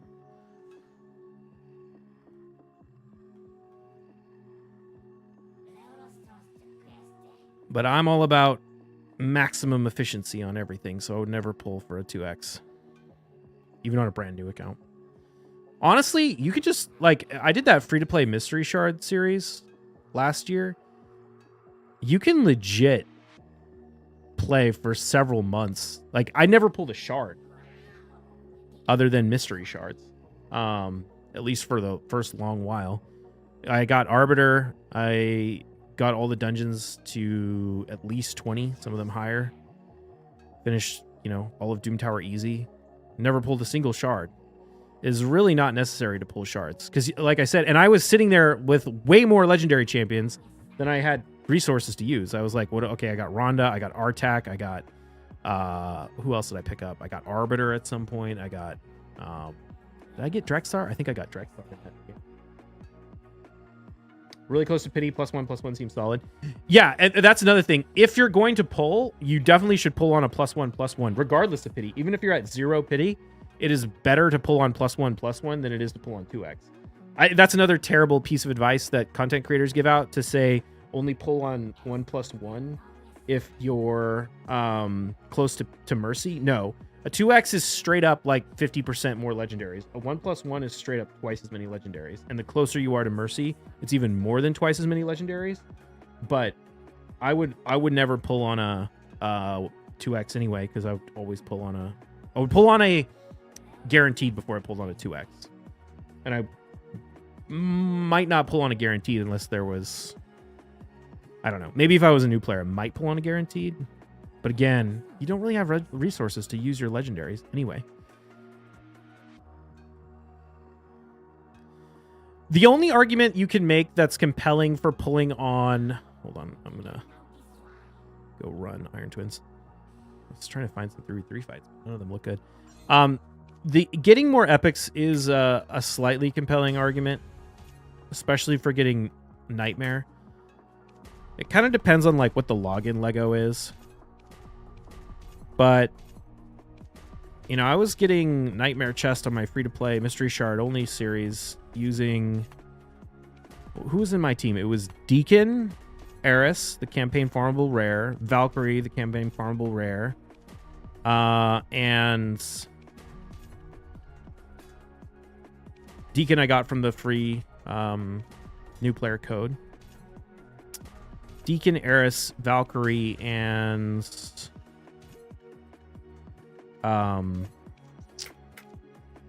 shoot, what's the block debuffs champion that you get from the campaign?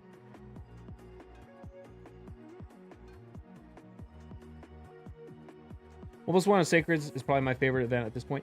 I can kind of see 1/+1 on Sacreds if you don't care about any particular non-void champion and you're just trying to max faction guardians. If you care about specific champions, I mean, you can do the math, basically. You can figure out, like, what's the probability of getting a certain champion,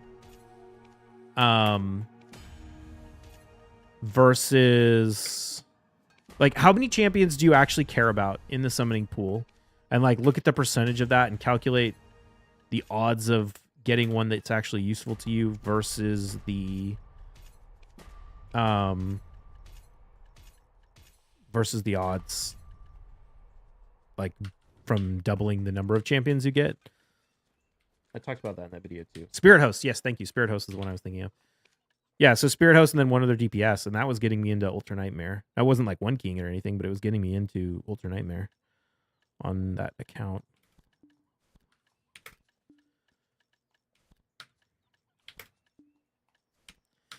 The thing is, though, with empowerment in the game, like, I still feel like I'd rather pull on, like, a progressive chance. I'd rather save up, like, 70 Sacreds after, like, a year and a half and do a massive progressive chance for, like, Duchess or something. Or whatever your number one most wanted or most used non-void champion is, than pull on a 1/+1. Progressive chance in particular just makes, like, not using shards, like, using shards outside of, like, mass bulk pulls really inefficient. Maneater to Mytho fishing for unkillable. Yeah, I mean, that's the one thing I could see, is pulling on 2x for the epics.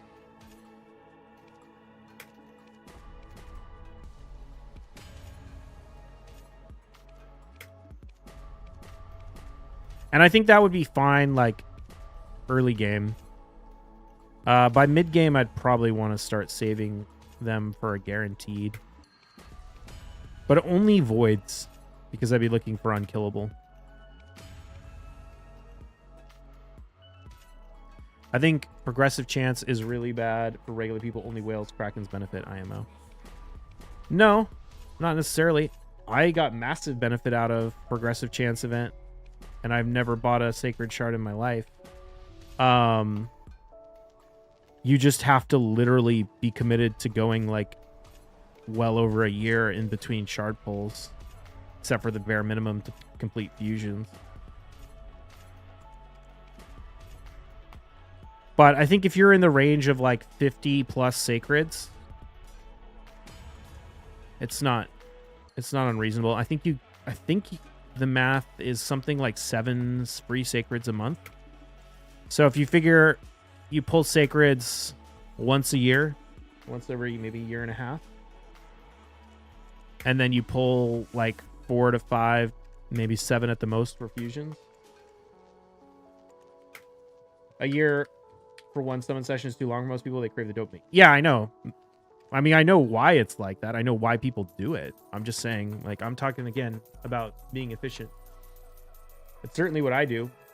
Even before progressive chance, I was only pulling on 10x for Duchess, which meant pulling maybe like once a year or maybe once every 6 months.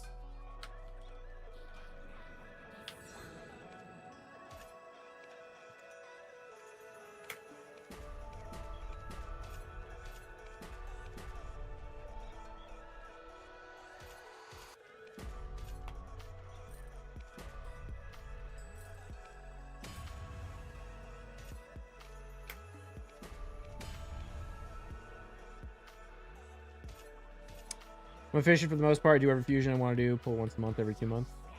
Yeah, whatever works for you. Are life skills worth it, or will you make more money grinding? That's a super tough question to answer. The thing about life skilling is the really good ways to make money life skilling require taking advantage of niche markets. And if a lot of people do them, it won't be profitable. So you really have to spend a lot of time figuring out the really good ways to make money life skilling. When I was a life skiller, life skilling was always better than grinding, and everyone always thought grinding was better than life skilling. It's because grinders lie about how much money they make, pretending like they make more than they actually do. And life skillers lie about how much money they make, pretending like they make less than they actually do. Because grinders want to make themselves seem more impressive. They want to puff themselves up. And life skillers want people not to invade their markets and make their systems less efficient. So you have to keep that in mind when you're talking to people about how much money each one makes.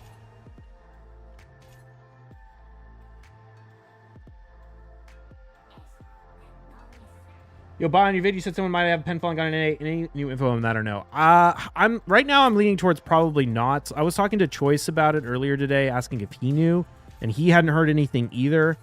So, and when something like that happens, you know, it shouts it out in world chat, everyone sees it, and usually everyone starts freaking out and it becomes a big deal.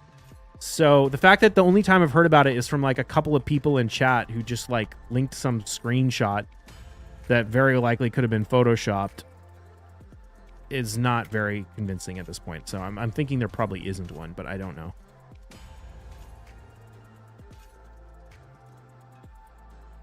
There's no money in life skilling Kappa? Yeah. Shouts out in world? Yeah, well, I mean, there's like the enhancement notification thing, right? It's not, I mean, like all enhancements get shout out. I mean, most people turn those off, but there are people that sit there and watch like what people are making.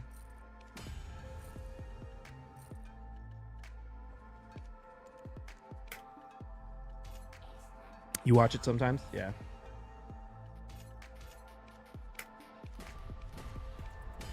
And usually when someone gets it, they start linking it in world chat and stuff too.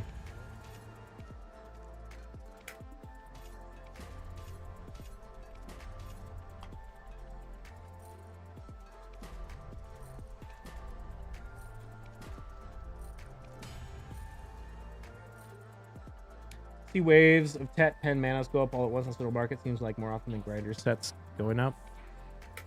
I don't even know what that means. Grinder sets going up.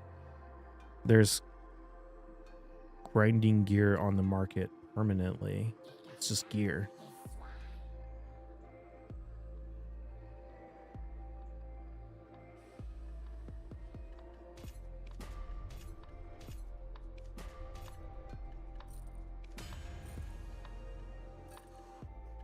Only Duchess Harima and second Newt in non-void champs. So should I save my shards for the 15x? How about Faction Guardians? I mean, I would.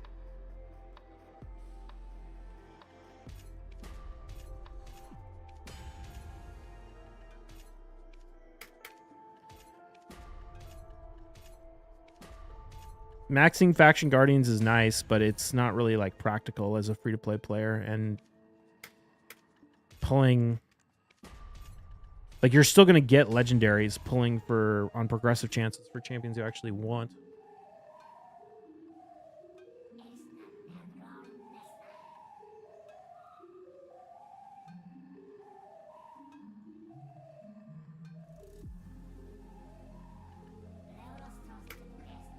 But, you know, it is, like, the game is already, like, so much waiting.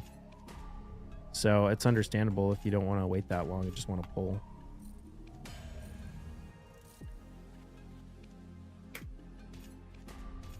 But, I don't know.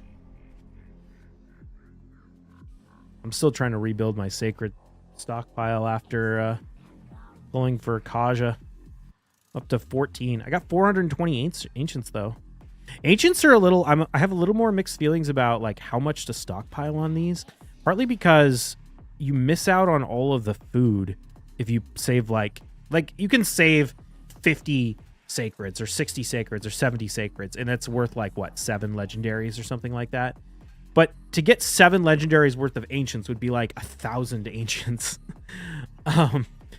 And then you miss out on all that 3-star food. So I'm a little more tempted to pull these earlier than sacreds. I don't know. I have to think about it, but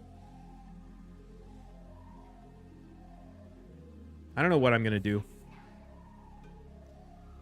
There's another progressive chance for Kaja. I might pull these.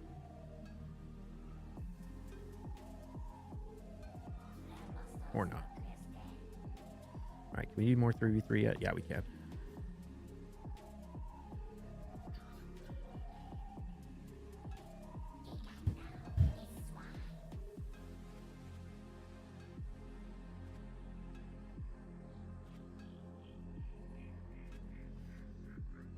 I just need to start like being way more aggressive when I get 3v3 fights. Like, look at it for 2 seconds. Can I beat this? No, move on.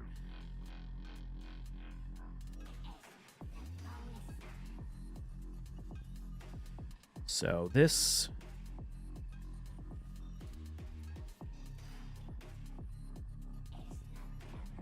Bomb this. Should work. And let's go.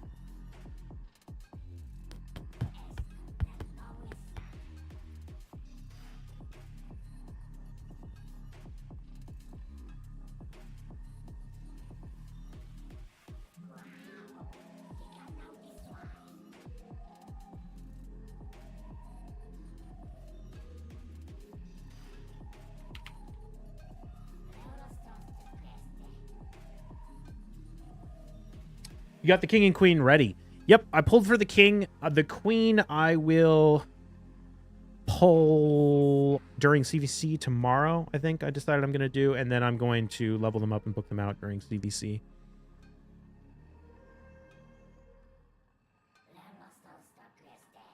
All right, let's rock this.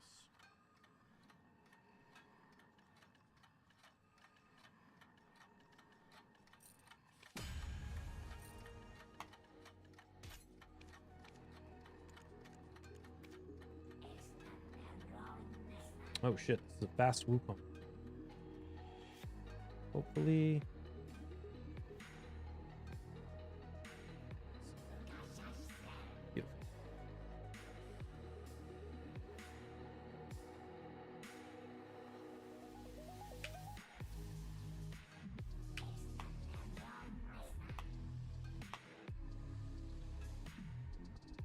Beautiful. Good thing we...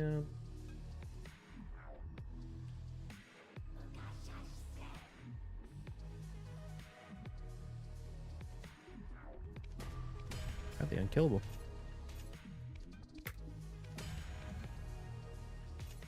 Love the content, bro. You make non-meta champs look meta. Thank you. Well, I use what I got. That's my only option. Let's see.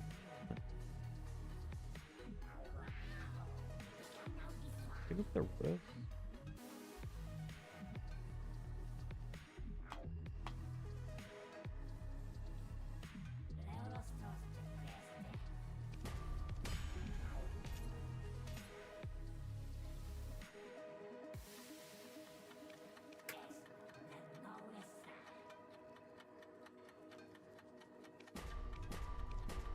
If you had 0 voids, would you buy 110 voids for Garces? Would I personally? Probably. I don't know. I mean, that thing is, it's really tough because I would have bought the voids a long time ago. Like, I just used all my voids. There's a good shot I actually buy a few voids next time there's a reasonable offer, just to top up, so that next time there's a guaranteed champion, I already have the voids I need to get it.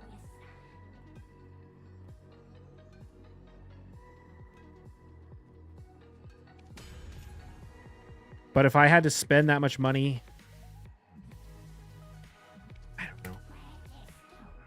If I hadn't just bought all those prism crystals recently to get my Bannerlord's faction guardians maxed up, I probably would. I probably would anyway.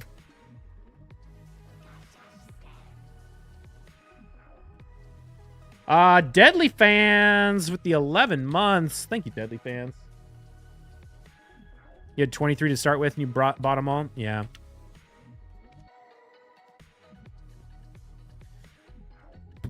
All right, what are we doing for you, Deadly? Leighton? Why not? Got 63. Try Leighton.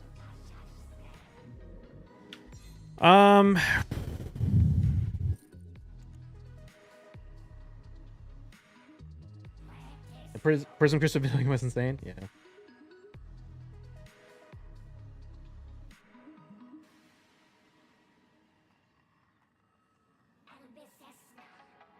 How goes it? Goes pretty good. We're just recovering from yesterday, or not yesterday, like, what, Tuesday's crazy bad in session. All right, we got 50 seconds, chat. You're betting on a Tet Leighton. If it goes Tet, looking at the pen.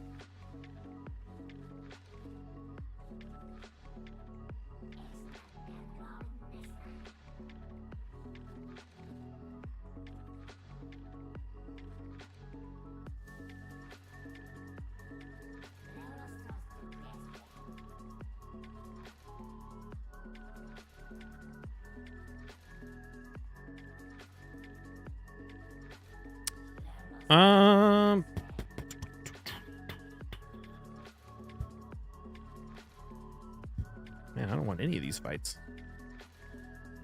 Getting harder. Actually, don't really need to do much more 3v3 arena though. We're already at like 1080.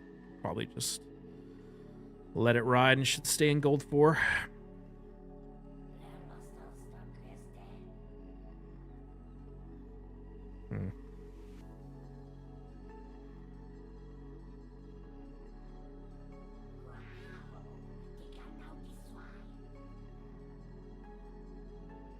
Yeah.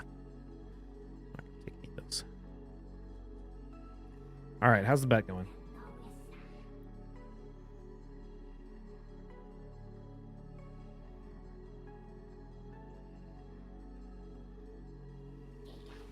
$25% in favor of success, 75% in favor of fail. Here we go. Can't wait for CVC got King Queen to come up. Yeah, same. Oh, rip. Feels bad, man. Thank you, Deadly Fans. Maybe next month. It'll be a 1 year.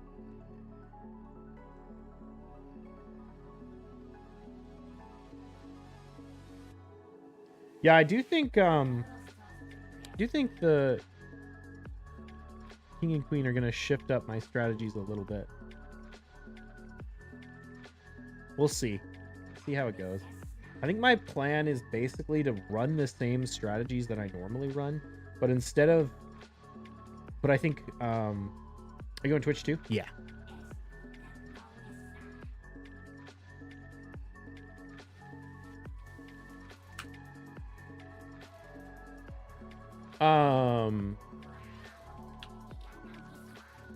What was I saying?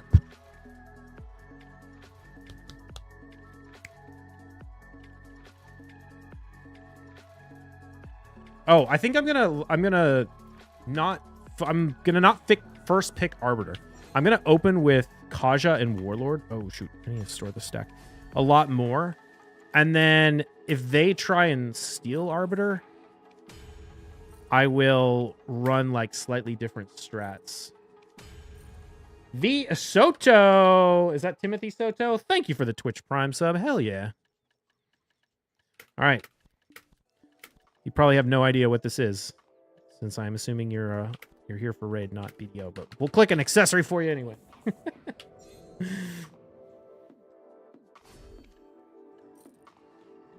Maybe you play BDO too. I don't know. A lot of BDO players play both. All right, chat. Bets are open. You got 1 minute. Betting on a Tet Leighton. No, Tungrad. Tet Tungrad necklace. Goes Tet. We're clicking at pen.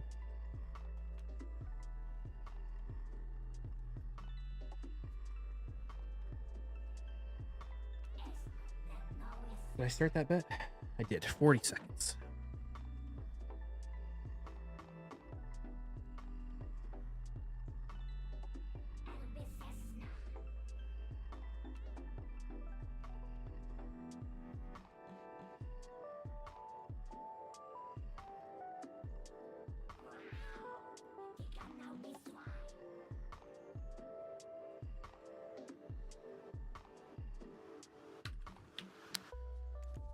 How's the pen accessory market doing on Tungrads?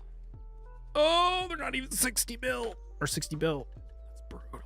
That's so brutal. Ugh. What are the margins on those? On the math in a minute.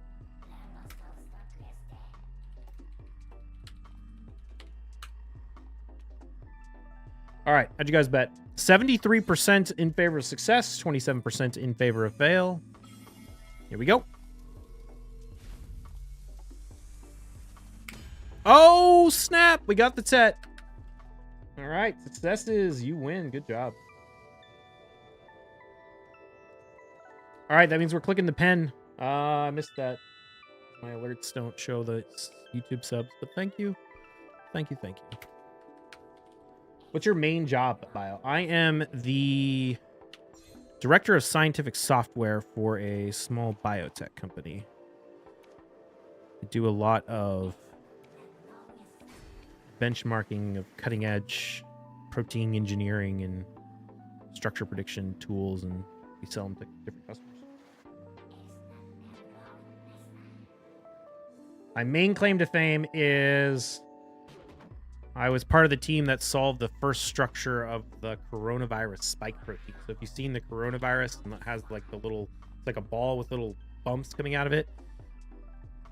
In grad school, the group I was in figured out essentially what those little bumps look like at the atomic level for the first time.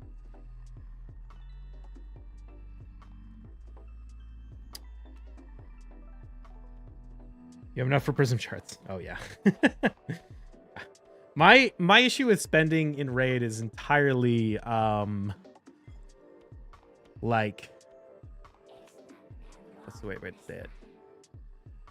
It's more just like I feel icky spending a lot of money on a video game versus not having the capacity to spend money on a video. You know what I mean? And I do spend. I just don't want to be like, I don't want to go too crazy. All right, bets are open. You got 1 minute, chat. You're betting on a pen Tungrad necklace.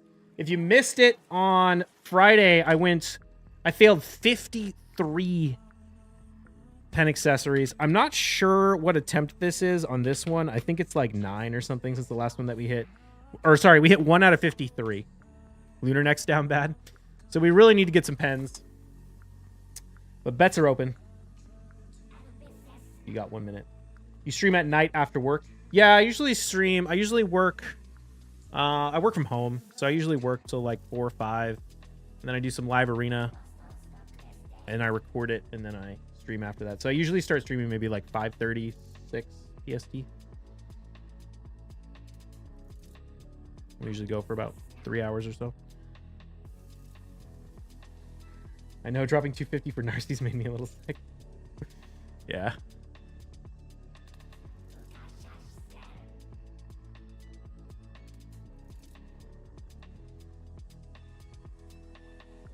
All right, 6% in favor of success, 94% in favor of fail.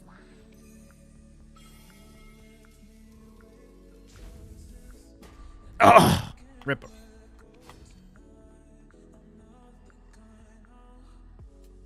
Zerviner came in and hooked us up with a $2,000 donation on Friday, though. So we can just say it's Zerviner's money. Thanks, Zerviner.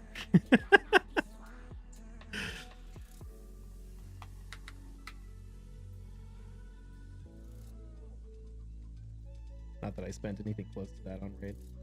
I mean, maybe since I started playing the game, but not. Oh. All right, well, thank you for the sub. 2K Dono is crazy. He hooked it up. Not the first time. Very, very appreciative. Servitor.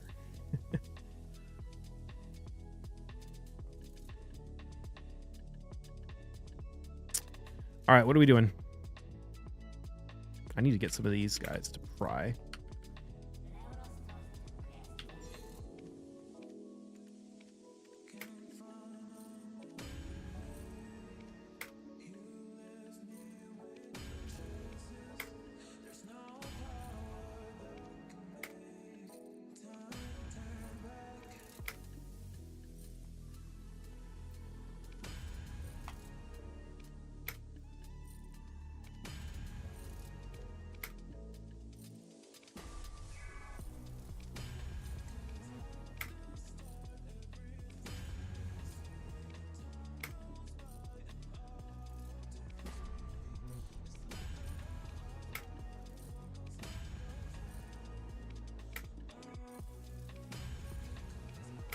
Okay.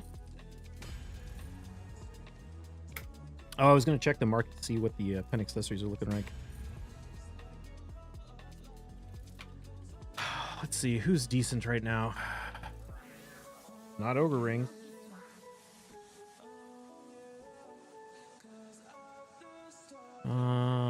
Tongue rat necklaces are bad. Voltaras are bad. Laytons are a little better, but they're still bad. Oh, man. I'm going to Japan in like... Oh, yeah, I was supposed to ask you guys. Anyone have any tips for traveling in Japan? We're going to be in Tokyo in like 3 weeks. And we're trying to figure out what fun things to do there. We're going to go to a baseball game because my wife is very into baseball. And we're going to take a bullet train and go out to Mount Fuji. But if anyone is from Japan or has traveled there and has any... Akihabara? What's that?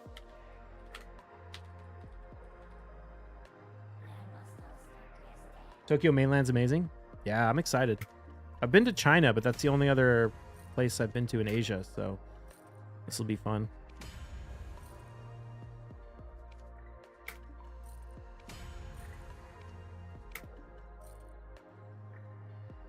I'm a Marine. I was stationed there for 5 years. Nice. So what are your travel tips? Oh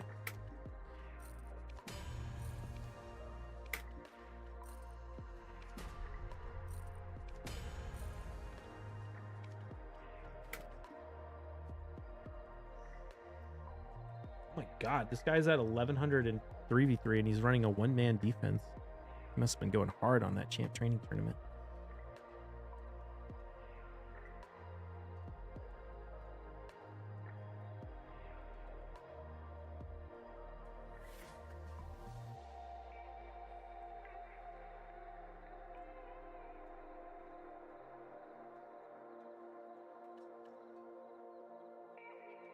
Akihabara is a major shopping district in Japan and must go for any gamer or anyone traveling to Japan. It's great. Okay, cool. In Tokyo? Karaoke is a must? Okay. Is there a particular karaoke spot that you know of that would be good? Or maybe it was too long ago.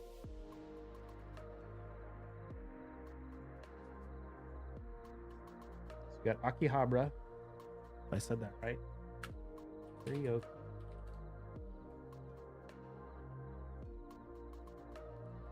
$1,100. I think we can just chill on 3v3.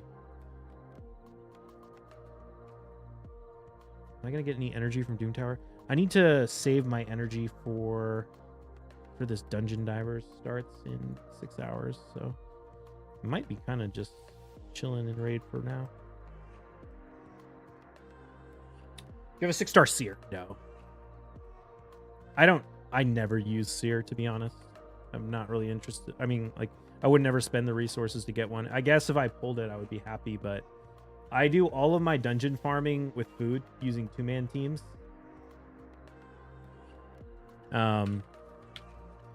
And for like Doom Tower waves, I just throw in a bunch of nukers that just all like it clears every wave in like about a minute. You have to. I don't know if you drink, but tipsy and karaoke is hilarious. Karaoke con Shibuya. Shibuya. I'll write that down. Look it up. Have to see if my wife, if I can convince her. Oh, sorry, I missed that. Neighborhood in Chiyoda ward of Tokyo, Japan, generally considered to be the area surrounding Akihabara Station.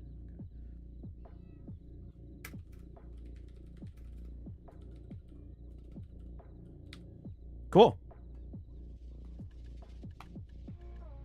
We'll look into that.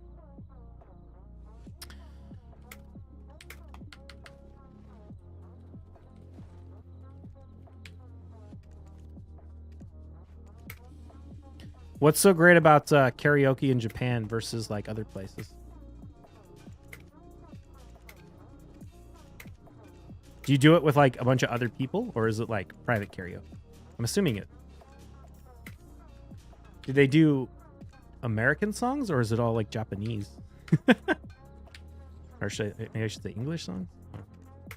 Western songs?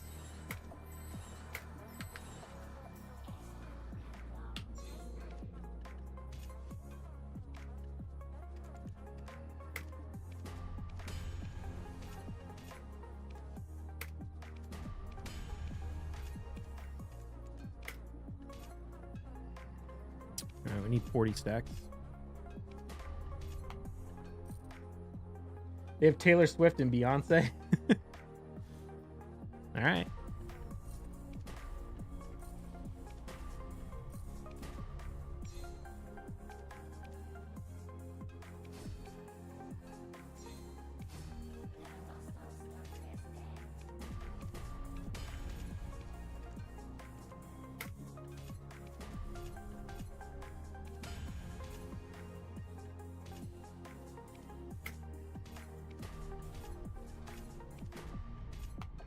Okay, there's a 40 stack.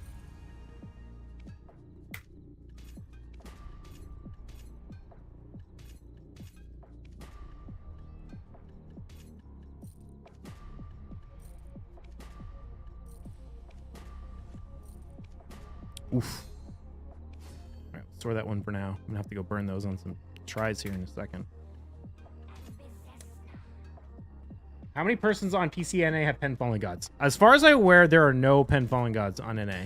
There's been rumors of Pen Fallen Gods, but I've never been able to confirm any of them. And if someone made one, it would shout it out in world chats. You'd think a lot of people would be talking about it if it happened. So I've got no confirmation of any Pen Fallen Gods. I think NAPC is literally the only region, including console, that doesn't have a Pen Fallen God at this point. Big stage, multiple people can go up there and they will try and sing American songs. It's just a good time. All right. Console has 2. Console superior server. Yeah. Wait, console has 2 now? That's crazy. Dude, it's wild though, because I know I've done like over 300 Pen Fallen God attempts. I think there was someone else on NA who did like, who sold all their gear and did like 300 attempts. Like, I feel like the entirety of the NA server has just been unlucky. Like, it's not that we haven't clicked as much. It's that like literally just no one's got, like everyone's collectively unlucky. One was popped an hour ago on console. Oh, wow. Was it the chest or like a Labresca or what? Oh my god, another 44.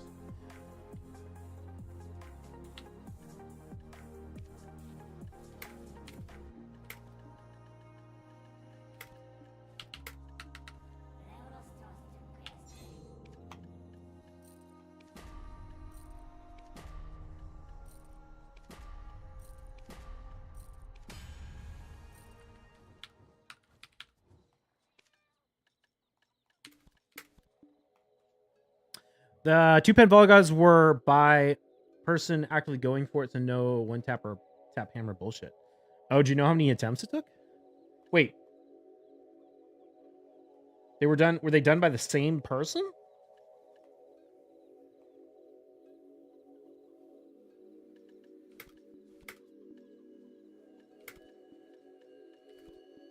I was gonna say that would be insane. I feel like the only way, yeah. Okay.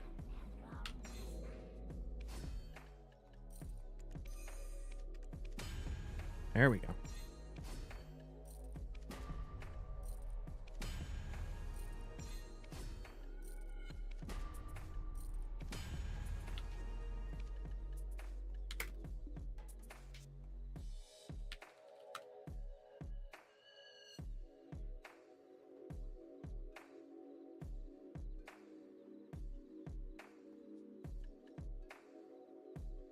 That would be super sus. I don't know all the details yet. Okay. Well, that's wild.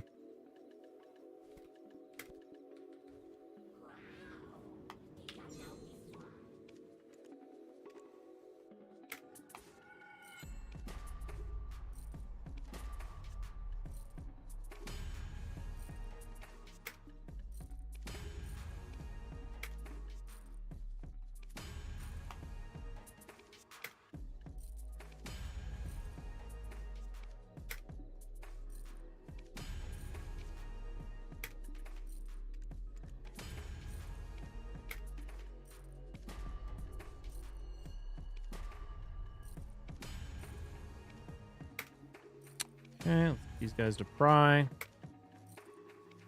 Oh shoot, I still need to do Pit of Undying. Do I want to go do that right now? Can't be helm or boots because we don't have those. Oh, do you guys have gloves? That would be wacky if you had gloves, but you didn't have helm or boots. But maybe. Do you guys have Boss Rush and Land of the Morning Light? You have boots or you have gloves? They gave you the gloves before they gave you the helmet. That's funny. That's so random. Why? Why don't you have the helmet?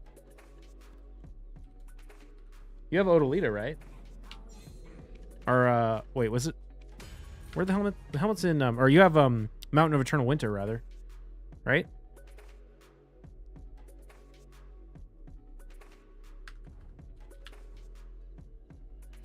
The snow in the winter region makes the game crash. Wait, so they haven't released it?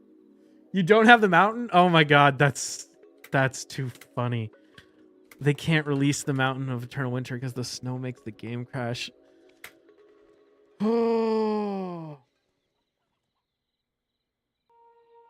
Hey man, how are you? So long not seen your stream. Been busy IRL touching grass. What's up, iBoard Gaming? I'm doing well, man. Doing well. Can't complain. Who are you thinking of partnering with King and Queen?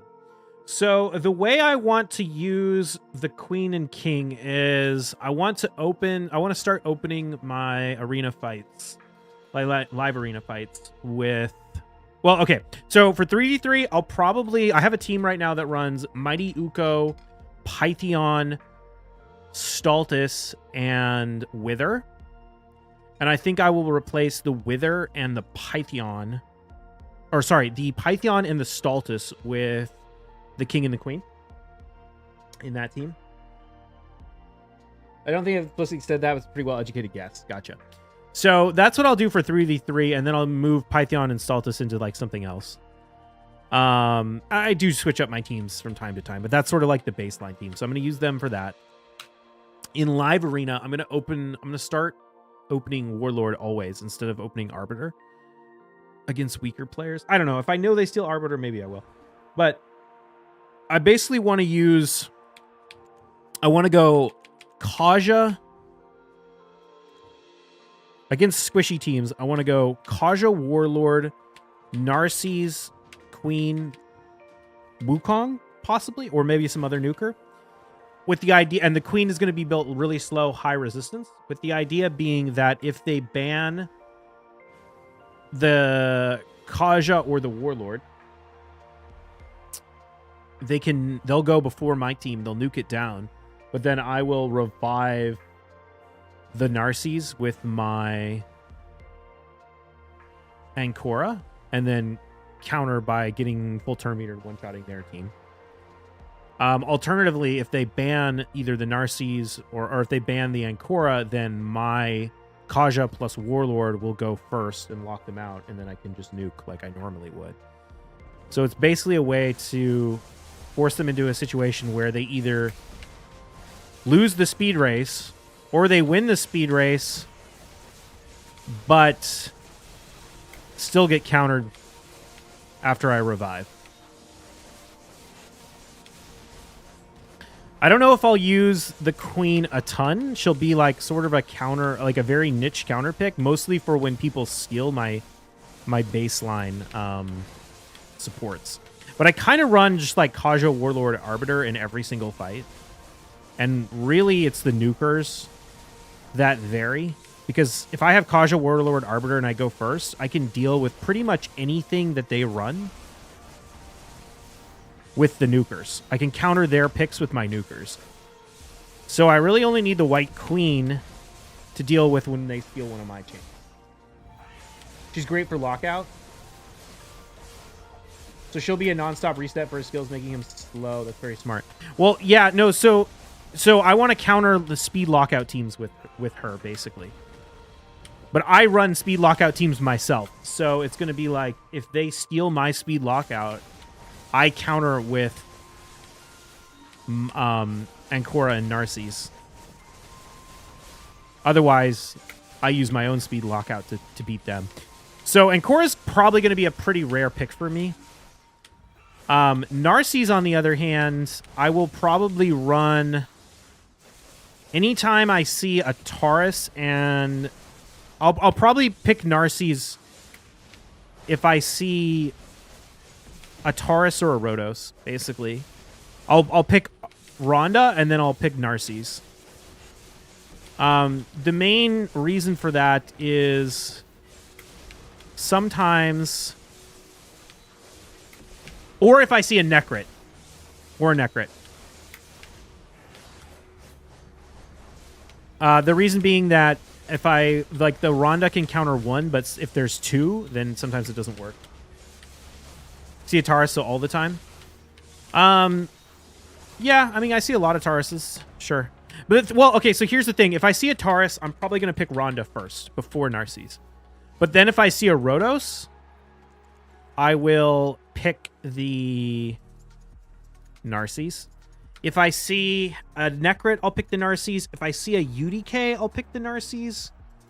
If I don't see any of that, then I would probably pick, like, Narcisse will probably be the last champion I pick on the team.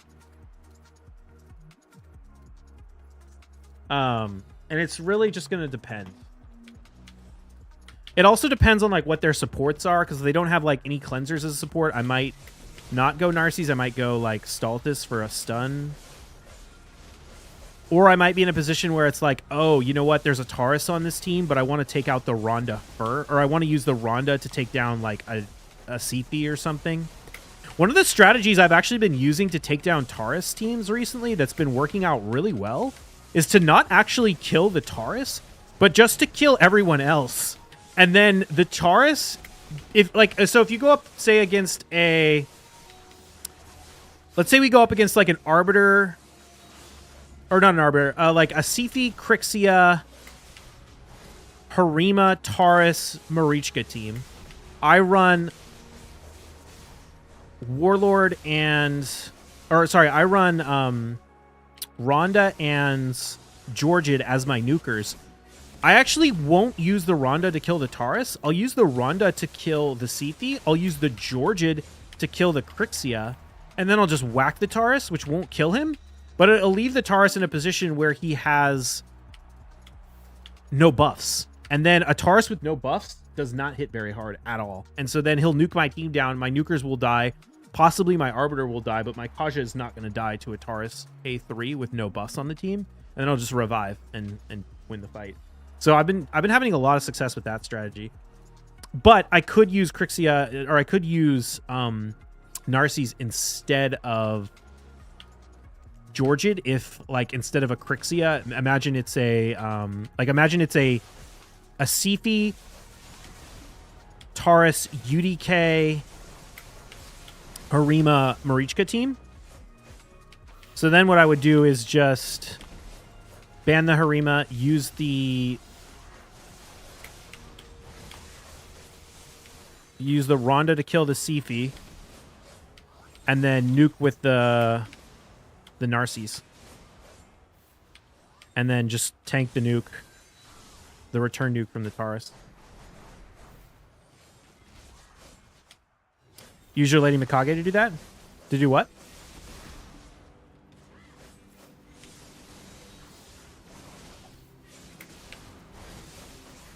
Why is T10 Unicorn bald? I don't know. You'll have to ask Pearl Abyss.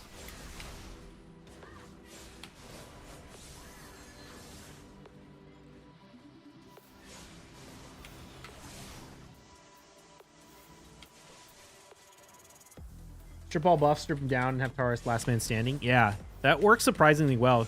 Like, Taurus is an absolute monster, but if you don't let the enemy team buff, he actually doesn't hit that hard with his A3. His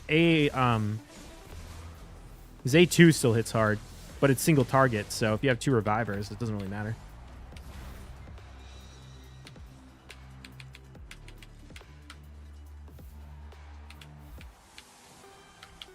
But dude, I built Rhonda. Oh my god, I'm loving Rhonda so much. I can't believe I took so long to build her, because she's literally becoming like my most picked nuker.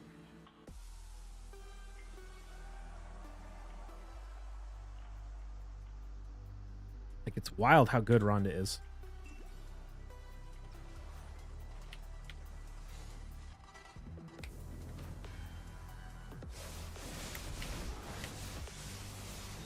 That's what I'm talking about, though. Like, Pearl Abyss giving away free champions. It's crazy how many of the free login champions are, like, some of the best champions in the meta. Like, UDK, Wukong, Rhonda. I mean, she's kind of in the meta. At endgame, she is. Endgame Live Arena, she is. I'm not the only one using her a lot, but it's actually kind of nuts. The only thing that's making me, like, hesitant to, like, invest a lot into Rhonda in terms of, like, trying to get more souls and maybe even, like, empowering her is I think Carnage is going to do the same thing but better. I have never built her, but I've had Georgid since I started grinding PvP. To be honest, Rhonda and Georgid go really, really well together for Live Arena. I have Georgid too, and I had Georgid before I built Rhonda. And then I built the Rhonda, and now I use both all the time. All the time. They go so well together because all the things that are really good against Georgid are really bad against Rhonda. It's like, what's really good against Georgid? How about Rotos? Oh, Rotos is super weak to Rhonda. Harima. Well, you know what you can do? You can just block the passive on the Harima and then A3 the Harima, or A3 someone else and then A2. Because you turned off her passive, so now Georgid can smack. You know, I don't know. Those are the main things, I guess. UDK. Like, Rhonda's really good against UDK, not necessarily because she's, like, takes down UDK, but she can take down targets protected by UDK because her A2 is a 3-hitter. I like, yeah, I love the pairing of those two. They just work so well together.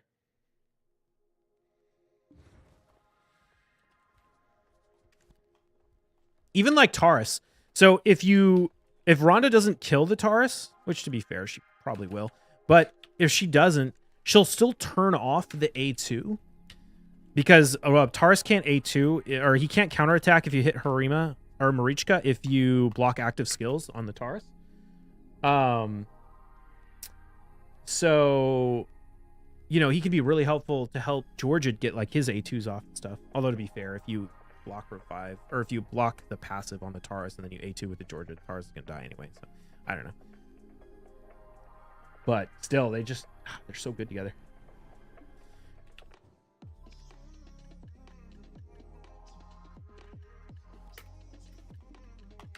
I love Quintus too, but honestly, I've been using him a lot less. I still use him in PvE a lot, but I've been using him a lot less in Arena just because Rhonda turns out to work just as well. I feel like Quintus is a little better if you need to strip buffs. But if I can beat them in the speed race, which these days it's like I pretty much assume I'm going to beat everyone in the speed race. Unless they're running like straight up, you know, Shuzen, Sifi, Crixia, or yeah, something like that.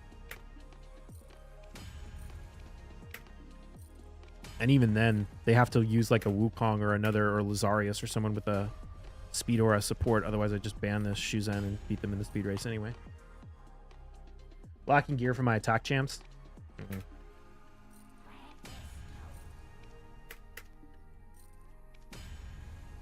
Rakaja's speed is insane, dude. And she's like, she's gonna get nuttier because right now she can go up to 434, but she doesn't have her blessing, and her blessing is gonna give her 15 more speed, meaning she's gonna be 450. And if I can pull another copy, then she'll be 455. It's like I have all the essence. I literally just need it to show up. I can't wait. 455 speed Kaja, and she's not squishy either. She can tank a hit.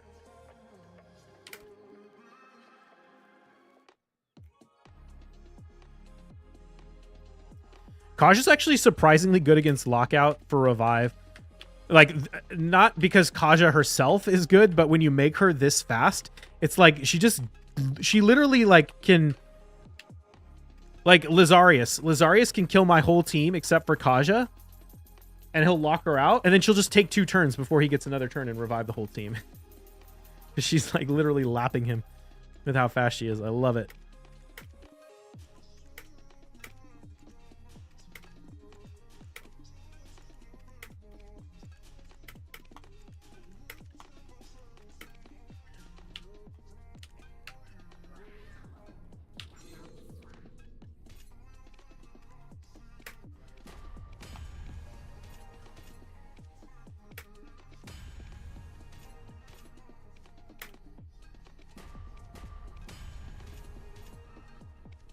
Problem that I'm running into now is I need to book so many champions.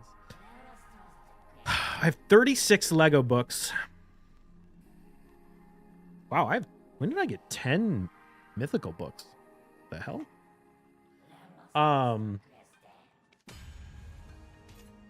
36. I need to book Ancora, Narcisse,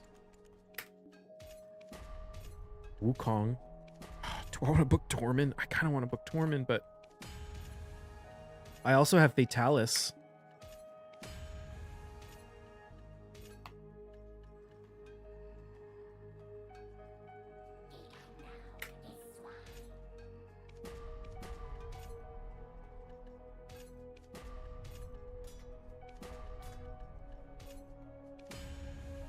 Okay.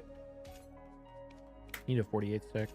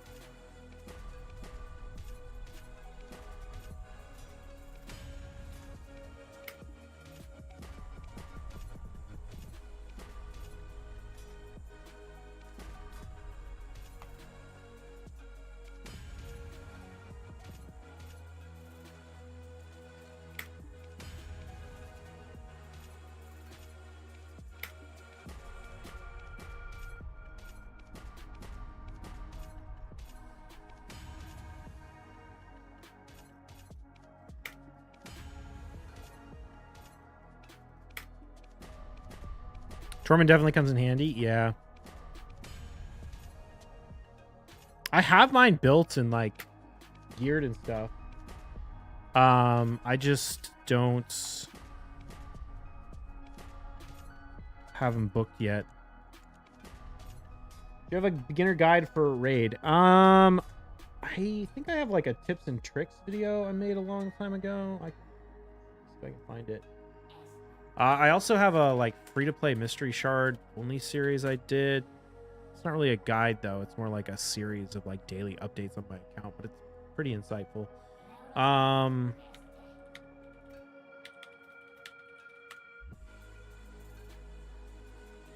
man. Hey y'all, Biohack here. I am here. This is a really old video, but it's like tips and trick stuff. I don't know. I only have a guide per se. Okay, so we need to take this to 48. Nice.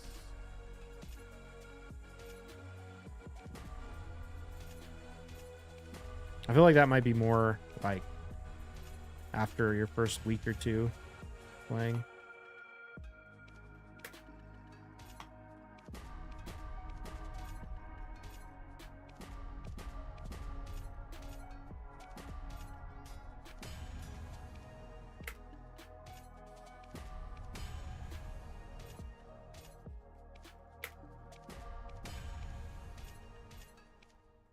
Skylinks Gaming, thank you for the Twitch Prime sub.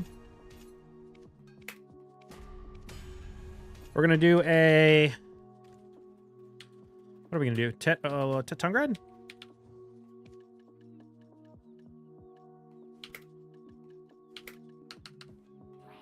Why not?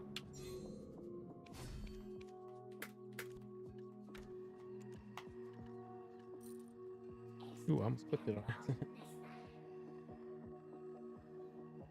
All right, chat. Bets are open. You're betting on a Tettungrad necklace. If it goes Tet, clicking it to pen, you have 1 minute.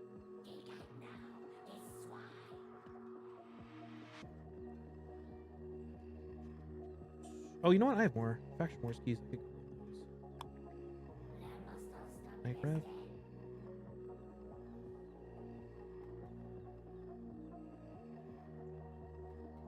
Oh, I think I want to build I want to build Rathalos. I was kind of thinking about building Rathalos too, since we're going to get the 4-star soul, and he would actually be nice for my hard Hydra team. Books. Books. 15 seconds, chat.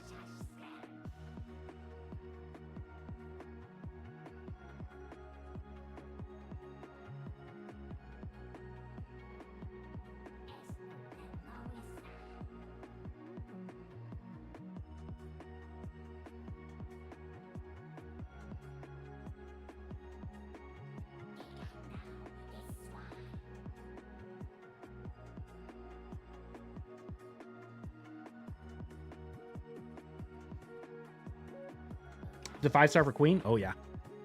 I'm super glad I did, too. 99% in favor of success, 1% in favor of fail.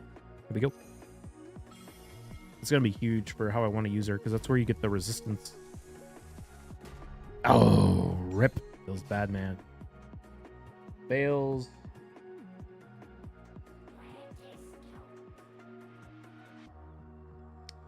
Skylinks, thank you for the sub. Maybe next time.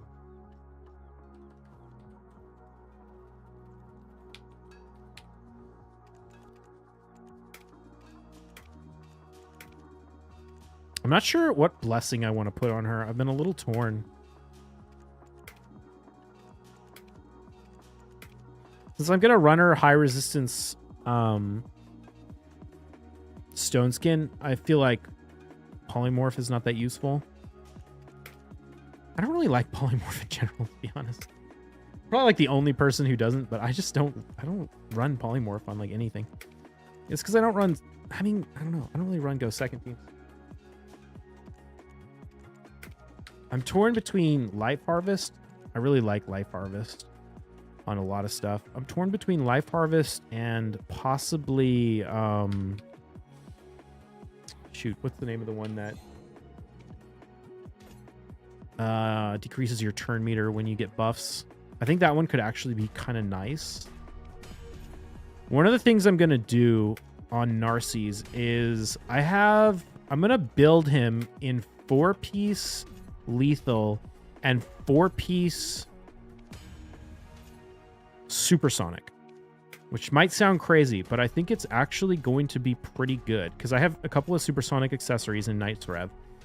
And what that's going to do is it's going to give him a turn meter boost every time the enemy gets buffed. And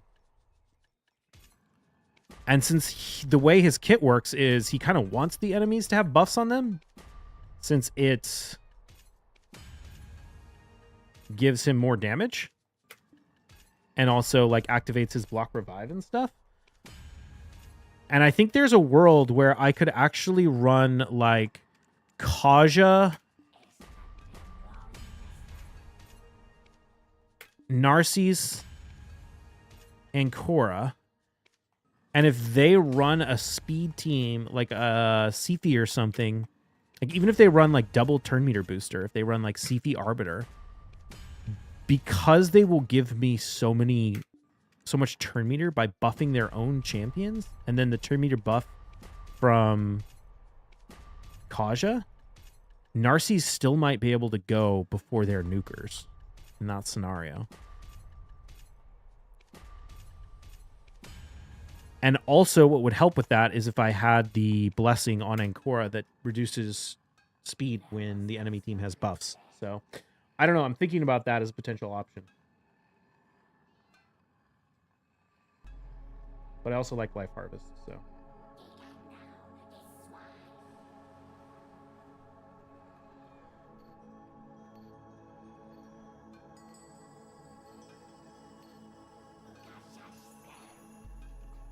It's got 0 out of 6 on Tet Latents. Feels bad, man.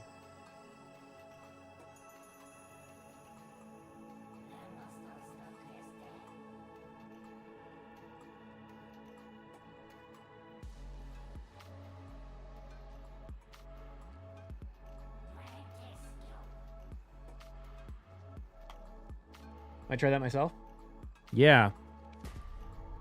I wasn't really planning on it, but then I was looking at all my accessories for Night Rev, and the best banner I have for Night Rev HP Nuker is actually a supersonic one, and I was like, maybe I could run him in 4-piece supersonic. And the more I thought about it, and also supersonic gives a set bonus for HP with like the 2 set, so I was like, oh man, like this 2-set bonus if I run 2 accessories is probably better than actually running a like slightly better accessory. And then I was like, well, if I'm getting the 2-set bonus from my accessories, I could put on 2 more and get the supersonic set bonus. And the more I thought about it, I was like, you know what? It might actually be a pretty clever option. So I'm going to give it a shot. When I try and run the optimizer to find the best builds, if I make him run that build, he does do like maybe 15% less damage than if I didn't try and run that, but I think it might be worth the trade-off.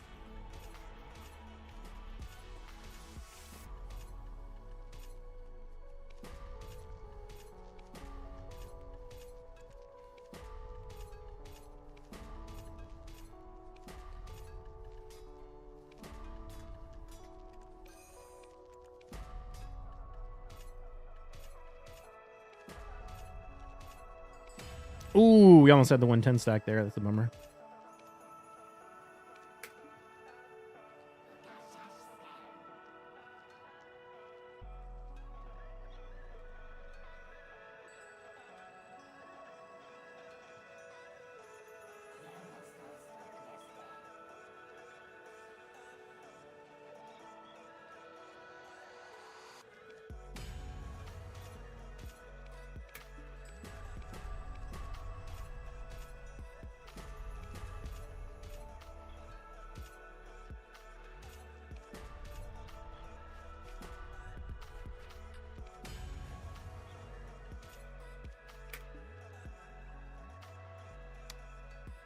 All right, chat. It's getting kind of late, so I think I actually need to get out of here.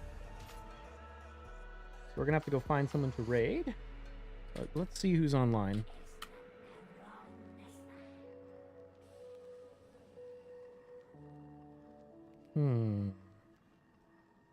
Everyone's playing last. Why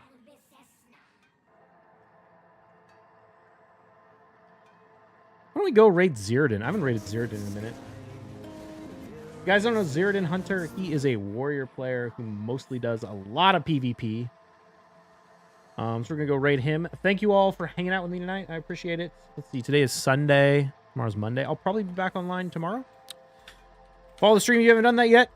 Also subscribe on YouTube. Either one of those YouTube channels. Discord link is in chat. Twitch chat. YouTube links for raid and the BDO are both in chat. If you're on one of the YouTube channels and you'd like to watch on Twitch, the link to Twitch is in chat. And that's it. I'll see y'all later. Have a good night.